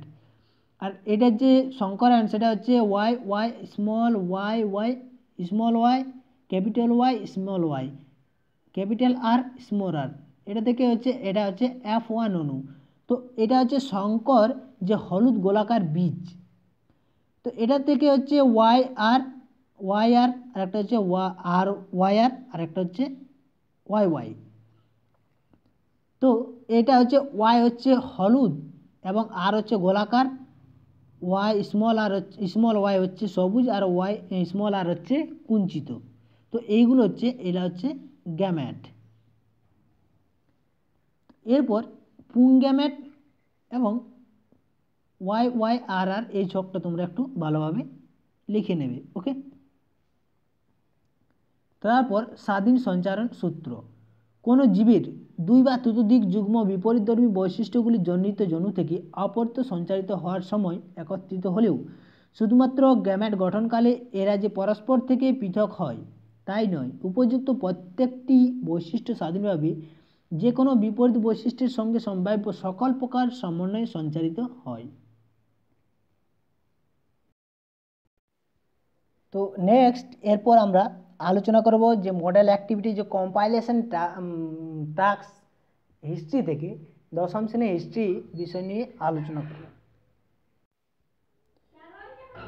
তো এটাতে মডেল অ্যাক্টিভিটি কম্পাইলেশন হিস্ট্রি থেকেও 50 নাম্বারের প্রশ্ন তোমাদের দেওয়া আছে।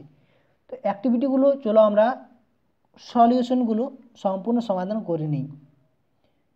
তো এখানে আমরা সম্পূর্ণ সমাধান করে নেব। ওকে,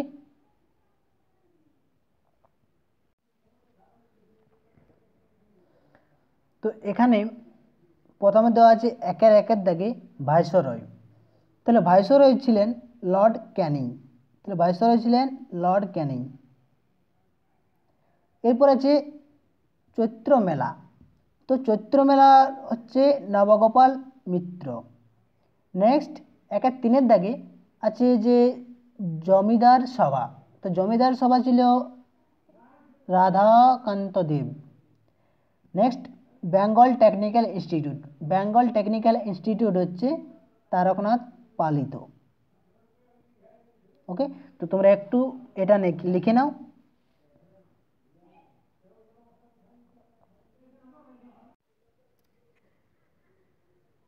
নেক্সট 2-এর দাগে সত্য মিথ্যা নির্বাচন করো। 2-1 হচ্ছে 1857 খ্রিস্টাব্দে মহাবিদ্রোহের সময় 1897 খ্রিস্টাব্দে বিদ্রোহের অভিঘাতে ভারতে ব্রিটিশ শাসনের সমাপ্তি ঘটেছিল। এটা হচ্ছে সত্য। 2-2 দাগে ভারত সভা গড়ে উঠেছিল দেশের জনগণকে বৃহত্তর রাজনৈতিক কর্মকাণ্ড একজোট করার জন্য। হ্যাঁ, এটা হচ্ছে ট্রু, সত্য। 2-3 দাগে 1857 বিদ্রোহকে জাতীয়তাবাদীরা ভারতীয় স্বাধীনতা যুদ্ধ বলে আখ্যা দেওয়া হয়েছে। হ্যাঁ, এটা সত্য, ট্রু। বর্তমান ভারত গ্রন্থে স্বামী বিবেকানন্দ শূদ্র জাগরণ কথা বলেছিলেন। এটা হচ্ছে ট্রু। 3-এর দাগে শূন্যস্থান পূরণ করো। 3-1 ভারতে ছাপা প্রথম বই হলো, তাহলে সেটা হচ্ছে ভারতে ছাপা প্রথম বইয়ের যে বাংলা বই সেটা হচ্ছে a grammar of the Bengal language. 3-2 দাগে fort William college Srirampur Baptist mission প্রতিষ্ঠিত হয় 1800 খ্রিস্টাব্দে। 3-3 দাগে ঔপনিবেশিক ভারতে ড্যাশ প্রথম ভাইসরয় নিযুক্ত হন। লর্ড ক্যানিং প্রথম ভাইসরয় নিযুক্ত হন। 3-4 দাগে আনন্দমঠ উপন্যাসটি ড্যাশ আন্দোলনের পটভূমিতে রচিত হয়। আনন্দমঠ উপন্যাসটি সন্ন্যাসী ও ফকির আন্দোলনের পটভূমিতে রচিত হয়। 2-3টি বাক্যে নিচের প্রশ্নগুলির উত্তর দাও। ইন্টারনেটের ব্যবহারের দুটি সুবিধা লেখো। উত্তর, ইন্টারনেট ব্যবহারের দুটি সুবিধা। ইন্টারনেটে অজানা প্রশ্ন লিখেও সরাসরি সেই প্রশ্নের উত্তর পাওয়া যেতে পারে। ইন্টারনেটের সহায়তায় অতি সহজে ঘরে বসে দুনিয়ার যাবতীয় তথ্য সংগ্রহ করা যায়। নেক্সট 4-2 দাগে ডেভিড ইয়ার কেন স্মরণীয়। তো ডেভিড ইয়ার অনেক কারণে স্মরণীয় হয়ে আছেন। তার মধ্যে উল্লেখযোগ্য কিছু কারণ হলো যে তিনি কলকাতার মেডিকেল কলেজে প্রতিষ্ঠিত তার উন্নয়নে গুরুত্বপূর্ণ ভূমিকা পালন করেন। এছাড়া তিনি Kolkata school book society, Patoldanga academy, your school প্রতিষ্ঠা করেন। তিনি ছিলেন হিন্দু কলেজ প্রতিষ্ঠাতাদের মধ্যে অন্যতম। তো নেক্সট 4-3 দাগে বারাসাত বিদ্রোহ। তো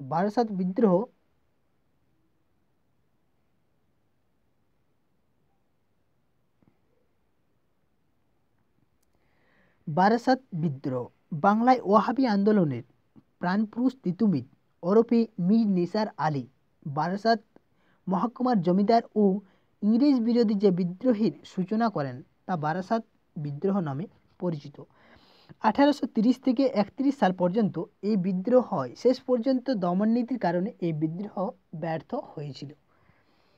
4 দাগে গোরা উপন্যাসের মধ্যে কোন দ্বন্দ্বের প্রতিফলন লক্ষ্য করা যায়। রবীন্দ্রনাথ ঠাকুরের যে 3টি বৃহৎ দ্বন্দ্বমূলক উপন্যাস লিখেছিলেন তা হলো গোরা, ঘরে বাইরে ও 4 অধ্যায়।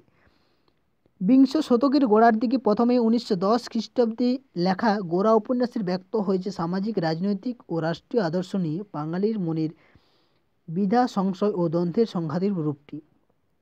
বিংশ শতকের প্রথম দিকে উগ্র রাজনৈতিক আন্দোলনের জন্য এক সংকীর্ণ দাম্ভিক মনোভাব তৈরি হয়েছিল বাংলার শিক্ষিত সমাজে। গোরা উপন্যাসে এই সংকীর্ণ অহংকারকে ধ্বংস করে ভারতীয় ক্ষেত্রে নানান মানব ধর্ম সার্থকভাবে প্রতিষ্ঠা করা হয়েছে।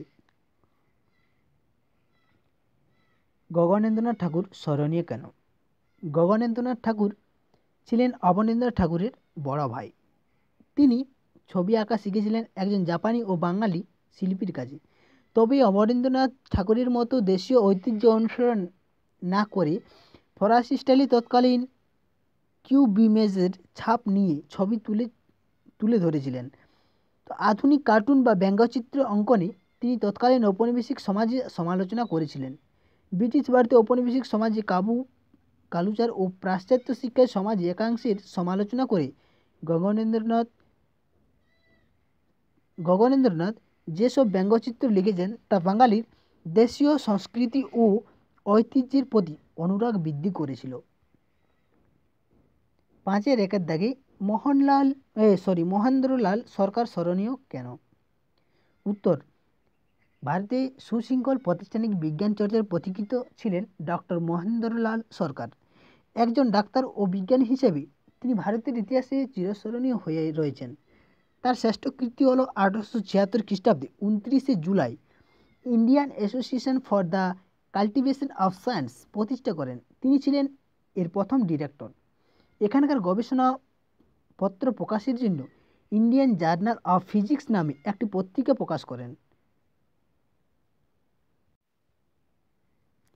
এখানকার খ্যাতিনামা বিজ্ঞানীরা ছিলেন জগদীশচন্দ্র বসু, মেঘনাথ সাহা, নোবেলজয়ী চন্দ্রশেখর ভেক্টর রমন, চুনিলাল বসু প্রমুখ। শিক্ষা বিস্তার শ্রীরামপুর ব্যাপটিস্ট মিশনের ভূমিকা উল্লেখ করো। উত্তর, 1800 খ্রিস্টাব্দের 10 জানুয়ারি শ্রীরামপুরে ত্রয়ী নামে পরিচিত Marshman Ward William Carey Serampore Baptist Mission প্রতিষ্ঠা করেন। এখানে তারা প্রথম কাঠের তৈরি মুদ্রণ যন্ত্র স্থাপন করেন। এর ফলে বাংলায় ছাপাখানার ইতিহাসে এক নতুন অধ্যায়ের সূচনা হয়। ওয়ার্ড ছিলেন ছাপাখানার কাজে বেশ দক্ষ এবং অভিজ্ঞতা সম্পন্ন। ক্যারির পরিচালনায় শ্রীরামপুরের মিশন প্রায়শ হয়ে উঠেছিল এশিয়ার সর্ববৃহৎ ছাপাখানা। মিশনারিদের উদ্যোগে বাংলায় প্রথম সাময়িক পত্র দিগদর্শন এবং একটি সাপ্তাহিক সংবাদপত্র সমাচার দর্পণ প্রকাশিত হয়। রবীন্দ্রনাথ ঠাকুরের শিক্ষাচিন্তায় কোন দিকটি শান্তিনিকেতনের প্রতিষ্ঠায় সবচেয়ে বেশি ফুটে উঠেছিল? রবীন্দ্রনাথ ঠাকুরের শিক্ষা সংক্রান্ত চিন্তাভাবনা ছিল সুদূর প্রসারী। শান্তিনিকেতনে আশ্রম বিদ্যালয়ে স্থাপনের মাধ্যমে তিনি তার চিন্তাভাবনার প্রয়োগ ঘটাতে প্রয়াসী হন। 1 নম্বর পয়েন্ট, অবাধ স্বাধীনতা। তিনি মনে করেন ব্যক্তিগত ও জাতীয় জীবনের স্বাভাবিক বিকাশের ক্ষেত্রে একটি প্রধান বাধা পরাধীনতা। বিদ্যালয়ের শিক্ষার্থীদের অবাধ স্বাধীনতা, চলাফেরা, খেলাধুলোর অধিকার দান করেন। নেক্সট পয়েন্ট, প্রকৃতির সঙ্গে নিবিড় যোগাযোগ। প্রকৃতির সঙ্গ থেকে প্রকৃতি শিক্ষা লাভ করা যায় বলে মনে করেন। তো বিদ্যালয়ের কর্মসূচির প্রকৃতির সঙ্গে সংযোগ রেখে মানসিক যে চর্চার নীতিকে এখানে গুরুত্ব দান করা হয়েছে। নেক্সট পয়েন্ট, মুক্ত পরিবেশে শিক্ষা। বিদ্যালয়ের 4 দেওয়ালের মধ্যে থেকে যে পুঁথিগত শিক্ষার বদলে মুক্ত আকাশের নিচে প্রকৃতির কোলে যে শিক্ষার্থীর পরিপূর্ণ বিকাশ সম্ভব হয় বলে মনে করতেন তিনি। তো আনন্দের মাধ্যমে শিক্ষা লাভ, এটা হচ্ছে নেক্সট পয়েন্ট। তিনি মনে করতেন আনন্দের মাধ্যমে শিক্ষা গ্রহণ করলে শিক্ষার্থীর পূর্ণ যথাযথ শিক্ষালাভ সম্ভব। তাই শিক্ষার্থীদের চিন্তনের পূর্ণ বিকাশের জন্য নৃত্য, গীত, বাদ্য, খেলাধুলা, শিল্পকলা, কারুকার্য, নাট্যাভিনয়, গল্প বলা, বাগানের কাজে ইত্যাদি পাঠ্যক্রমের অন্তর্ভুক্ত করেন। নেক্সট, ভারত মাতা চিত্রটি কিভাবে ভারতে জাতীয়তাবাদী আন্দোলনের প্রতীকে পরিণত হয়েছিল? উত্তর, রবীন্দ্রনাথ ঠাকুরের ভাইপো অবনীন্দ্রনাথ ঠাকুর একজন চিত্রশিল্পী, গদ্যশিল্পী ছিলেন। তিনি যা দিয়ে তিনি তুলি দিয়ে যা এঁকেছেন তার চিত্র আর কলম দিয়ে শব্দের সাহায্যে গেছেন তা হলো গদ্য। অবনীন্দ্রনাথ ঠাকুরকে বলা হয় নব্যব্যঙ্গ চিত্রকলার জনক। তার ছাত্র নন্দলাল বসু তার শিল্পধারাকে অব্যাহত রেখেছেন। 1905 খ্রিস্টাব্দে মহাকাব্যিক চিত্র ভারতমাতা অবনীন্দ্রনাথ অমর সৃষ্টি। জল রং এর চিত্র জগৎখ্যাত শিল্প সৃষ্টির একটি। বঙ্গবিরোধী স্বদেশী আন্দোলনের এই যুগে এই শিল্পীর সৃষ্টি হয়। ভারতমাতার মূল বৈশিষ্ট্য হলো ভারতমাতা আসলে বঙ্গমাতা। সমৃদ্ধ দেবীলক্ষ্মীর রূপী ভারতমাতার শিল্পীর তুলিতে আবির্ভূত। ভারতমাতার স্বরূপ একজন বৈষ্ণবী সন্ন্যাসিনীর মতো। তিনি প্রকৃতপক্ষে ভারত জননীর স্বরূপ। ভারতের জাতীয় ব্যক্তিসত্তার মূর্ত বিগ্রহ ভারতমাতা বা মাতৃদেবী। জীবনে এর গুরুত্ব অসীম। অবনীন্দ্রনাথের তৈরি এই ভারতমাতার 4টি হাত রয়েছে। এর অন্য বৈশিষ্ট্যগুলি হল চিত্রটির মধ্যে স্বদেশী ভাবধারা লক্ষ্য করা যায়। গৈরিক বস্ত্র পরিহিতা একজন নারীরূপে তিনি আবির্ভূত। তার দুটি বাম হাতে একটিতে রয়েছে একটি, অন্য বইটিতে রয়েছে এক ধরনের এক গোছা দানের শীর্ষ। দুটি ডান হাতের একটিতে রয়েছে শীতবস্ত্র, অন্যটিতে রয়েছে রুদ্রাক্ষের মালা। অবনীন্দ্রনাথের মহান চিত্র ভারতমাতা আজ ঐতিহাসিকভাবে গুরুত্বপূর্ণ, কারণ এই চিত্র শুধু জল এবং একটি ছবি মাত্র নয়, এর ভেতর থেকে প্রকাশ পেয়েছে ভারতের জননীর আসল ধারণা। ভারতমাতার মানবীকে সত্যকে তুলে ধরার আপ্রাণ চেষ্টা হয়েছে এই ছবিটিতে।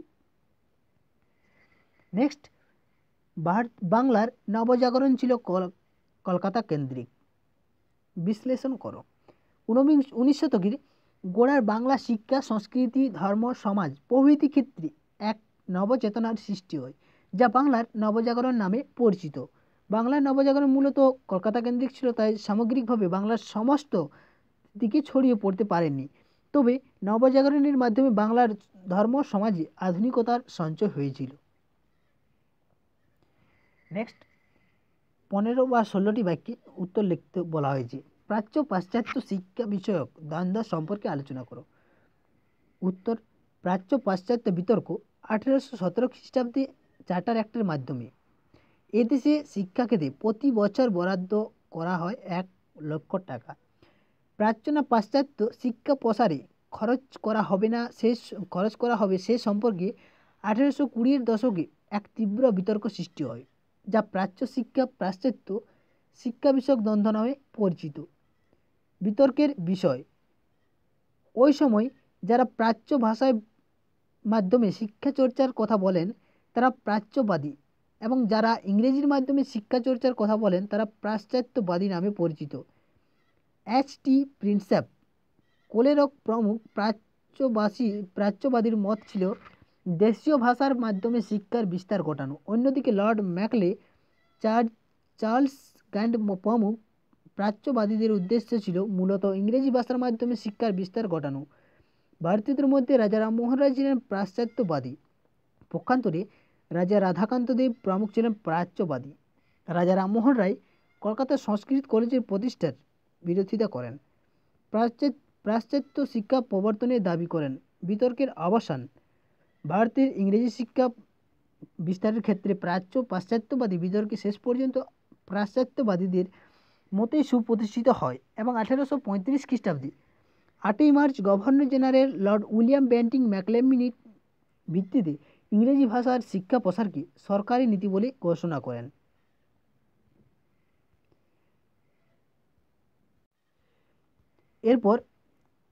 এরপর আমরা আলোচনা করব যে জিওগ্রাফি থেকে যে মডেল অ্যাক্টিভিটি যে কম্পাইলেশন টাস্ক দেওয়া হয়েছে সেটা টাস্কটা।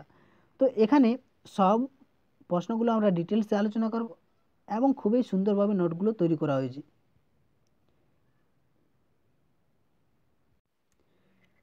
তো একের দাগে অবরোহণ প্রক্রিয়ায় সৃষ্টি একটি ভূমিরূপ। অবরোহণ প্রক্রিয়ায় সৃষ্টি ভূমিরূপ হচ্ছে অপশন গ গিরিখাত। 1-2 দাগে হিমাবহ ও পর্বত গাত্রের মধ্যে সৃষ্ট সংকীর্ণ ফাঁক সেটাকে বলা হয় বার্গ স্ক্রুন্ড। তো অপশান খ হয়ে যাবে সঠিক অ্যান্সার, বার্গ স্ক্রুন্ড। ঠিক জোড়াটি নির্বাচন করো, অর্থাৎ সঠিক কোনটা হচ্ছে সেটা নির্বাচন করতে বলা হয়েছে। তো অপশান খ হয়ে যাবে সঠিক অ্যান্সার, পুদুচেরি হচ্ছে পুদুচেরি কেন্দ্রশাসিত অঞ্চল। ঠিক জোড়াটি নির্বাচন করো। তো এটা ঠিক জোড়াটি কোনটা হচ্ছে সেটা হচ্ছে বালিয়াড়ি। বালিয়াড়ি হচ্ছে বায়ুর সঞ্চয় কাজের ফলে বালিয়াড়ি সৃষ্টি। ক্রান্তীয় চিরহরিত অরণ্যের উদ্ভিদের অন্যতম বৈশিষ্ট্য হল অপশান গ, উদ্ভিদের ডালপালা একসাথে যুক্ত হয়ে চাঁদোয়া সৃষ্টি করে। অতি বিরল জনঘনত্বযুক্ত একটি রাজ্য হল অপশান গ, সিকিম। আরোহণ প্রক্রিয়া সৃষ্টি একটি ভূমিরূপ হচ্ছে অপশান গ, বালিয়াড়ি। ঠিক জোড়াটি নির্বাচন করো, সেটি হচ্ছে আন্দামান নিকোবর দ্বীপপুঞ্জে চিরহরিত বৃক্ষ হচ্ছে মেহগিনি, সেটা হচ্ছে ঠিক। ভারতে রুড় বলা হয় কাকে? দুর্গাপুরকে ভারতে রুড় বলা হয়। শূন্যস্থান পূরণ করো। বায়ু ড্যাশ প্রক্রিয়ায় বালি ও পলিকণা এক স্থান থেকে অন্য স্থানে অপসারিত হয়, সেটাকে বলা হয় অবনমন বা অপসারণ প্রক্রিয়া। ড্যাশ উপত্যকা পীর পাঞ্জাল এবং উচ্চ হিমালয়ী পর্বতশ্রেণী দ্বারা বেষ্টিত, অর্থাৎ পীর পাঞ্জাল কাশ্মীর উপত্যকায় পীর পাঞ্জাল এবং উচ্চ হিমালয় পর্বতশ্রেণী দ্বারা বেষ্টিত। 2-3 থেকে ড্যাশ মৌসুমি বায়ুর প্রভাবে ভারতে শীতকাল প্রায় শুষ্ক প্রকৃতির হয়। তাহলে উত্তর পূর্ব মৌসুমি বায়ুর প্রভাবে ভারতে শীতকাল প্রায় উষ্ণ প্রকৃতির হয়। নিচের বাক্যগুলি ঠিক এবং ভুল কোনটা সেটা লেখো। তো নদী খাতে অবঘর্ষ প্রক্রিয়ায় সৃষ্ট গর্তগুলি হলো মন্থকূপ, হ্যাঁ এটা হবে উত্তর ঠিক। 3-2 দাগে ভারতের উপকূল অঞ্চলে দিনের বেলা স্থলবায়ু প্রবাহিত হয় না, ভুল, এটা হচ্ছে উত্তর হচ্ছে ভুল। শুষ্ক ও উষ্ণ আবহাওয়া চা চাষের পক্ষে আদর্শ, না এটা হচ্ছে ভুল, উত্তর হচ্ছে ফলস। 5 পর্বতের পাদদেশে ভূমি ঢালের হঠাৎ পরিবর্তনের ফলে নদীর বহন ক্ষমতা কমে যায় এবং সমস্ত ক্ষয়জাত পদার্থ যেমন নদীবাহিত পলি পর্বতের পাদদেশে সঞ্চিত হয়ে পলল শঙ্কু গঠন করে। অনেকগুলি পলল শঙ্কু জুড়ে গিয়ে বিস্তার লাভ করলে এটি অর্ধ গোলাকার হাত পাখার মতো দেখতে হয়, তবে একে বলা হয় পলল ব্যঞ্জনী। উদাহরণ পূর্ব হিমালয়ের পাদদেশে তরাই অঞ্চলে অনেক পলল ব্যঞ্জনী দেখা যায়। নেক্সট, ভারতের পশ্চিম বাহিনী নদীর মোহনায় বদ্বীপে গড়ে ওঠেনি। ভারতের পশ্চিম বাহিনী নদীর মোহনায় বদ্বীপ গড়ে ওঠেনি, ভৌগোলিক কারণ ব্যাখ্যা করো। পশ্চিম বাহিনী নদীর মোহনায় বদ্বীপ গড়ে ওঠেনি।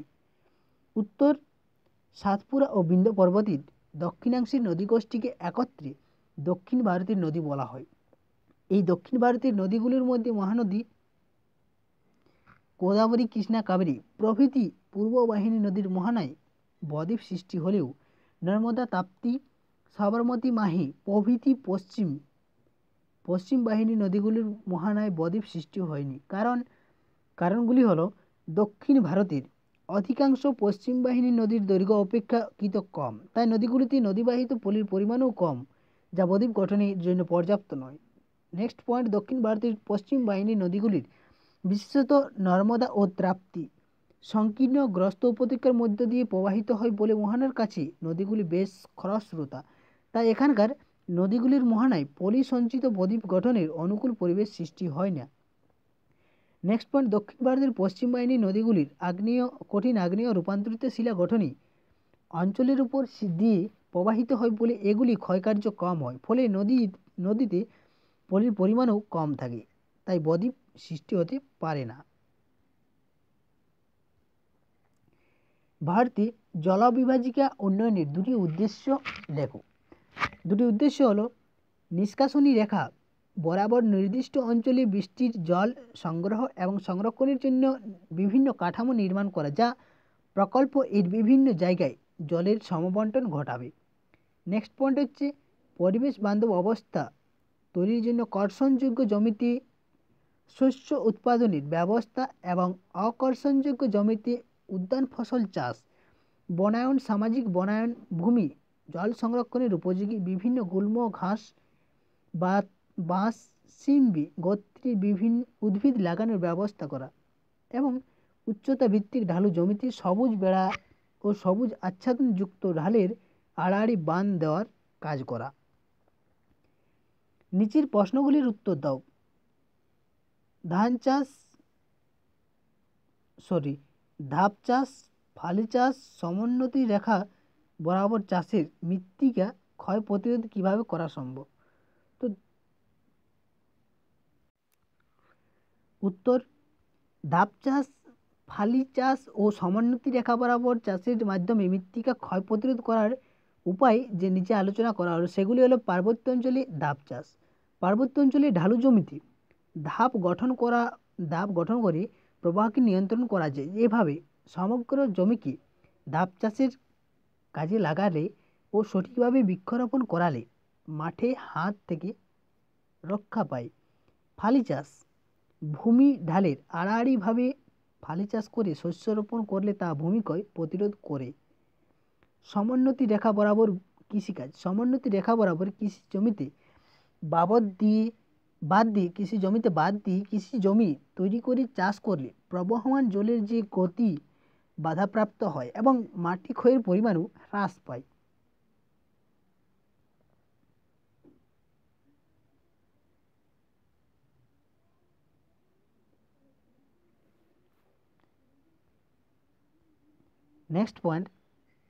নেক্সট প্রশ্ন হচ্ছে 6.2, নিম্নলিখিত বিষয়গুলির ভিত্তিতে পার্থক্য লিখতে বলা হয়েছে। এখানে বিষয়গুলো দেওয়া আছে, এগুলো হচ্ছে বিষয়: সৃষ্টির প্রক্রিয়া এবং উপত্যকার আকৃতি, অবস্থান, নদী উপত্যকা এবং হিমবাহ উপত্যকার ডিফারেন্স। তো পার্বত্যাঞ্চলে অবঘর্ষ, জলপ্রপাত প্রভৃতি ক্ষয়কার্যের মাধ্যমে নদী পার্শ্ব ক্ষয় অপেক্ষা নিম্নক্ষয় অধিকারে করে, তাই উপত্যকা প্রথমে আই ও পরে ভি আকৃতির বিশিষ্ট হয়। আর হিমবাহ উপত্যকা অতি উচ্চ পার্বত্যাঞ্চলে উৎপাটন এবং অবঘর্ষ প্রক্রিয়ার মাধ্যমে হিমবাহ পার্শ্ব ও নিম্নক্ষয় সমান হারে করে, ফলে উপত্যকা ইউ আকৃতি বিশিষ্ট হয়। উপত্যকার আকৃতি, নদী উপত্যকা প্রধানত আই বা ভি আকৃতি বিশিষ্ট হয়। সমভূমিতে এটি বিস্তৃত ও চৌড়া ইউ আকৃতি হতে পারে। তো হিমবাহ উপত্যকা সর্বদা ইউ আকৃতি বিশিষ্ট হয়। অবস্থান, উচ্চ পার্বত্যাঞ্চলে যেখানে নদী বা জলধারা কার্য করে সেখানে নদী উপত্যকা গঠিত হয়। উচ্চ পর্বতের হিমবাহ উপত্যকাতে উচ্চ পর্বতের চিরতুষারাবৃত অঞ্চলে যেখানে হিমবাহ ভূমির উপরে পরিবর্তন ঘটে সেখানে হিমবাহ উপত্যকা গঠন হয়। নেক্সট, হিমালয় পর্বতমালা কিভাবে ভারতীয় জলবায়ুকে নিয়ন্ত্রণ করে? উত্তরে ধনুকাকৃতি হিমালয় পর্বত ভারতীয় জলবায়ুকে বিভিন্নভাবে নিয়ন্ত্রণ করে। যেমন, অধিক উষ্ণতার কারণ এই ক্রান্তীয় অঞ্চলে উপস্থিতি হওয়ায় সত্যিই হিমালয় জলবায়ুর হচ্ছে শীতল ও নাতিশীতোষ্ণ প্রকৃতির। কোন কোন অংশে জলবায়ু অত্যন্ত শীতল তুন্দ্রা প্রকৃতির। ভারতে হিমালয় পর্বতের অবস্থানে শীতকালের মধ্যে এশিয়ার অতি শীতল বায়ু ভারতে প্রবেশ করতে পারে না, ফলে শীতকালে ভারত অধিক শৈত্যের হাত থেকে রক্ষা পায়। হিমালয়ের দক্ষিণ ঢালে দক্ষিণ পশ্চিম মৌসুমী বায়ু বাধাপ্রাপ্ত হয়ে বৃষ্টিপাত ঘটায়। মৌসুমীর বায়ুর উৎপত্তিতে পরোক্ষভাবে হিমালয়ের প্রভাব যথেষ্ট পরিমাণে রয়েছে। হিমবাহের সঞ্চয় কার্যের ফলে গঠিত বিভিন্ন প্রকার গ্রাবরেখার সচিত্র বর্ণনা করো। উত্তর, হিমবাহের অবক্ষেপণ বা সঞ্চয় কার্যের ফলে সৃষ্ট ভূমিরূপ গ্রাবরেখা হিমবাহ অগ্রসর হওয়ার সময় এর সাথে যেসব পাথর খণ্ড, কাকর, বালি, কাদা প্রভৃতি বাহিত হয়, হিমবাহ গলিতে আরম্ভ করলে সেগুলি হিমবাহের প্রবাহপথের আশেপাশে ধীরে ধীরে সঞ্চিত হতে থাকে। এই অসংবদ্ধ মিশ্র পদার্থের সঞ্চয়কে পার্শ্ব গ্রাবরেখা বা গ্রাবরেখা বলে। গ্রাবরেখাকে বিভিন্ন ভাগে ভাগ করা যায়। গ্রাবরেখার হিমবাহের দুপাশে সঞ্চিত হলে তাকে পার্শ্ব গ্রাবরেখা বলে। হিমবাহ গঠিত পদার্থসমূহ সামনের দিকে সঞ্চিত হলে তাকে প্রান্ত গ্রাবরেখা বলে। দুটি হিমবাহে দুদিক থেকে এক স্থানে মিলিত হয়ে উভয়ের মাঝখানে বাহিত যে পদার্থ জমা হয় সেই সরু গ্রাবরেখা তৈরি হয়, তাকে মধ্য গ্রাবরেখা বলে। নেক্সট, হিমবাহের নিচে ভূমিতে ক্ষয়কার্যবাহিত সঞ্চিত হয়ে যে গ্রাবরেখা সৃষ্টি হয় তাকে ভূমি গ্রাবরেখা বলে। এটা হচ্ছে বিভিন্ন প্রকার গ্রাবরেখার সচিত্র। তো তোমরা এটা ভালোভাবে চিত্রটা দেখে নাও। ভারতের কোন অঞ্চলে অধিকাংশ কফি উৎপাদন করা হয়? এই বাগিচা ফসল অনুকূল প্রাকৃতিক পরিবেশ দাও। ভারতে কফি উৎপাদনের অধিকাংশ দক্ষিণ ভারতের নীলগিরি পার্বত্য অঞ্চলে কেন্দ্রীভূত। ভারতের কর্ণাটকে প্রথম, দ্বিতীয় কেরল, তামিলনাড়ু তৃতীয়, এই তিনটি রাজ্যে সর্বাধিক কফি উৎপাদন হয়। এছাড়াও অন্ধ্রপ্রদেশ চতুর্থ, এর বিশাখাপত্তনমে আরকু ভ্যালি উপত্যকায় কফি উৎপাদিত হয়। কর্ণাটক রাজ্যে দেশের মোট কফি উৎপাদনের 3/4 উৎপাদিত হয়। কফি চাষের ফসল চাষে অনুকূল পরিবেশ জলবায়ু কফি চাষের জন্য উষ্ণ আর্দ্র জলবায়ু উপযোগী। উষ্ণতা 20 থেকে 30 ডিগ্রি সেন্টিগ্রেড উষ্ণতায় কফি চাষের পক্ষে আদর্শ। উঁচু জমিতে 20 থেকে 25 ডিগ্রি সেন্টিগ্রেড উষ্ণতায়, নিচু জমিতে 20 থেকে 32 ডিগ্রি সেন্টিগ্রেড উষ্ণতায় কফি চাষের জন্য আদর্শ। বৃষ্টিপাত 150 থেকে 250 সেন্টিমিটার বৃষ্টিপাতের কফি চাষের জন্য প্রয়োজন। গাছের ফল ধরার জন্য নিয়মিত বৃষ্টিপাত প্রয়োজন হয়। আর্দ্রতা ও কুয়াশা আর্দ্রতা কফি চাষের বৃদ্ধিতে সাহায্য করে। এই জন্য সামুদ্রিক আর্দ্রতায় দক্ষিণ ভারতে কফি চাষ ভালো হয়। নেক্সট, সূর্যকিরণ কফি পাকার জন্য এবং সংগ্রহ করার সময় প্রখর সূর্যকিরণ এবং রৌদ্রের আবহাওয়ার প্রয়োজন। তুষারপাত ও ঝড় তুষারপাত কফি চাষের ক্ষতি করে, তাই ঝড় এবং তুষারপাত মুক্ত আবহাওয়ার প্রয়োজন। মৃত্তিকা মৃদু অম্লধর্মী হিউমাস সমৃদ্ধ লৌহ পটাশযুক্ত ঊর্ধ্ব লাল দোআঁশ মাটি কফি চাষের জন্য আদর্শ। জমির প্রকৃতি গাছের গোড়ায় জল দাঁড়ালে কফির ক্ষতি হয়, তাই পাহাড়ি ঢালু জমি কফি চাষের পক্ষে উপযোগী। দক্ষিণ ভারতের পাহাড়ি অঞ্চলে এই কফি চাষ সবচেয়ে ভালো হয়। ছায়া প্রদানকারী বৃক্ষ প্রত্যক্ষ সূর্যকিরণ কফি চাষের পক্ষে ক্ষতিকর, তাই কফি বাগানগুলিতে কলা, ভুট্টা প্রভৃতি ছায়া প্রদানকারী বৃক্ষ লাগানো হয়। ভারতের জনজীবনে নগরায়নের নেতিবাচক প্রভাবগুলি উল্লেখ করো। তো নেতিবাচক প্রভাবগুলি হচ্ছে 1 নম্বর অপরিকল্পিত নগরায়ন। শহরগুলি যেমন অপরিকল্পিতভাবে বিস্তৃত হয়েছে তেমনি জনসংখ্যা বেড়েছে অপরিকল্পিতভাবে। এটি নগরায়ন এর মূল সমস্যা। অতিরিক্ত জনসংখ্যা শহরের অর্থনীতিকে দুর্বল করেছে এবং শহরের পরিবেশ নষ্ট করছে। শহর ক্রমশ বাড়তে থাকার কারণে শহরতলির কৃষি জমি ধ্বংস হয়েছে। নিকাশি ব্যবস্থা ভারতের এমন কোনো শহর খুঁজে পাওয়া যাবে না যেখানে জল নিকাশের সমস্যা নেই। অপরিকল্পিতভাবে শহর গড়ে ওঠার এর মূল কারণ। বর্ষাকালে লিখেছি সমস্যা আরও প্রকট। বর্ষাকালে দেখেছি সমস্যা আরও প্রকট হয়। বর্ষা ঋতুতে অতিরিক্ত বৃষ্টিতে মুম্বাই, কলকাতা, দিল্লি ইত্যাদি শহরগুলোতে দুর্ভোগ চরম আকার দেখা যায়। বর্ষার জল জমে বিভিন্ন রোগের প্রাদুর্ভাব ঘটে। শহরের মানুষমুখী প্রবণতা ভারতের গ্রামের অর্থনীতির ভিত দুর্বল বলেই ভালো কাজের সুযোগের আশায় মানুষ গ্রাম থেকে শহরে আসে। এটি হলো প্রবচনের বিকর্ষণজনিত কারণ। এই গ্রাম থেকে মানুষ ছোট্ট শহর থেকে বড় শহরে আসে। এতে শহরে জনসংখ্যা মাত্রা অতিরিক্ত বেড়ে যায়। এই মানুষদের বেশিরভাগটা অদক্ষ বলে শহরে বেকারত্বের সৃষ্টি হয়। নেক্সট পয়েন্ট, বিদ্যুৎ শক্তি অতিরিক্ত জনসংখ্যার কারণে এই শহরে প্রায় বিদ্যুতের ঘাটতি দেখা যায়, যার ফলে সাধারণ মানুষের জনজীবনের ব্যাহত হয়।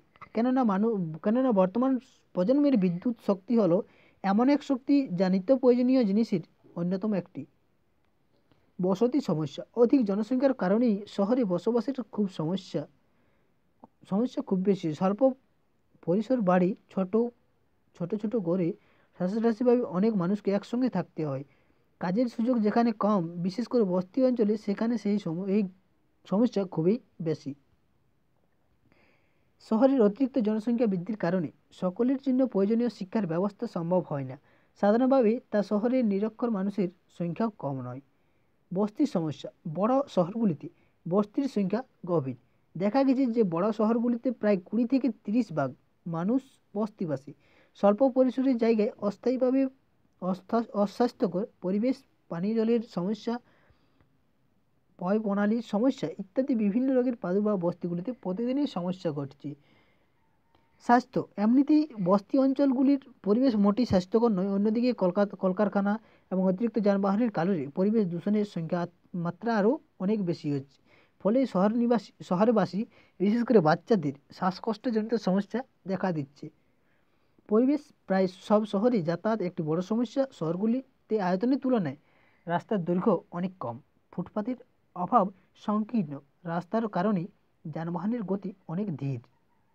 নেক্সট পয়েন্ট, শহর অঞ্চলে বিকাশে বাধা। প্রয়োজনের অতিরিক্ত জনসংখ্যা থাকায় শহরগুলিতে সাধারণত বিকাশের গতি খুব কম হয়।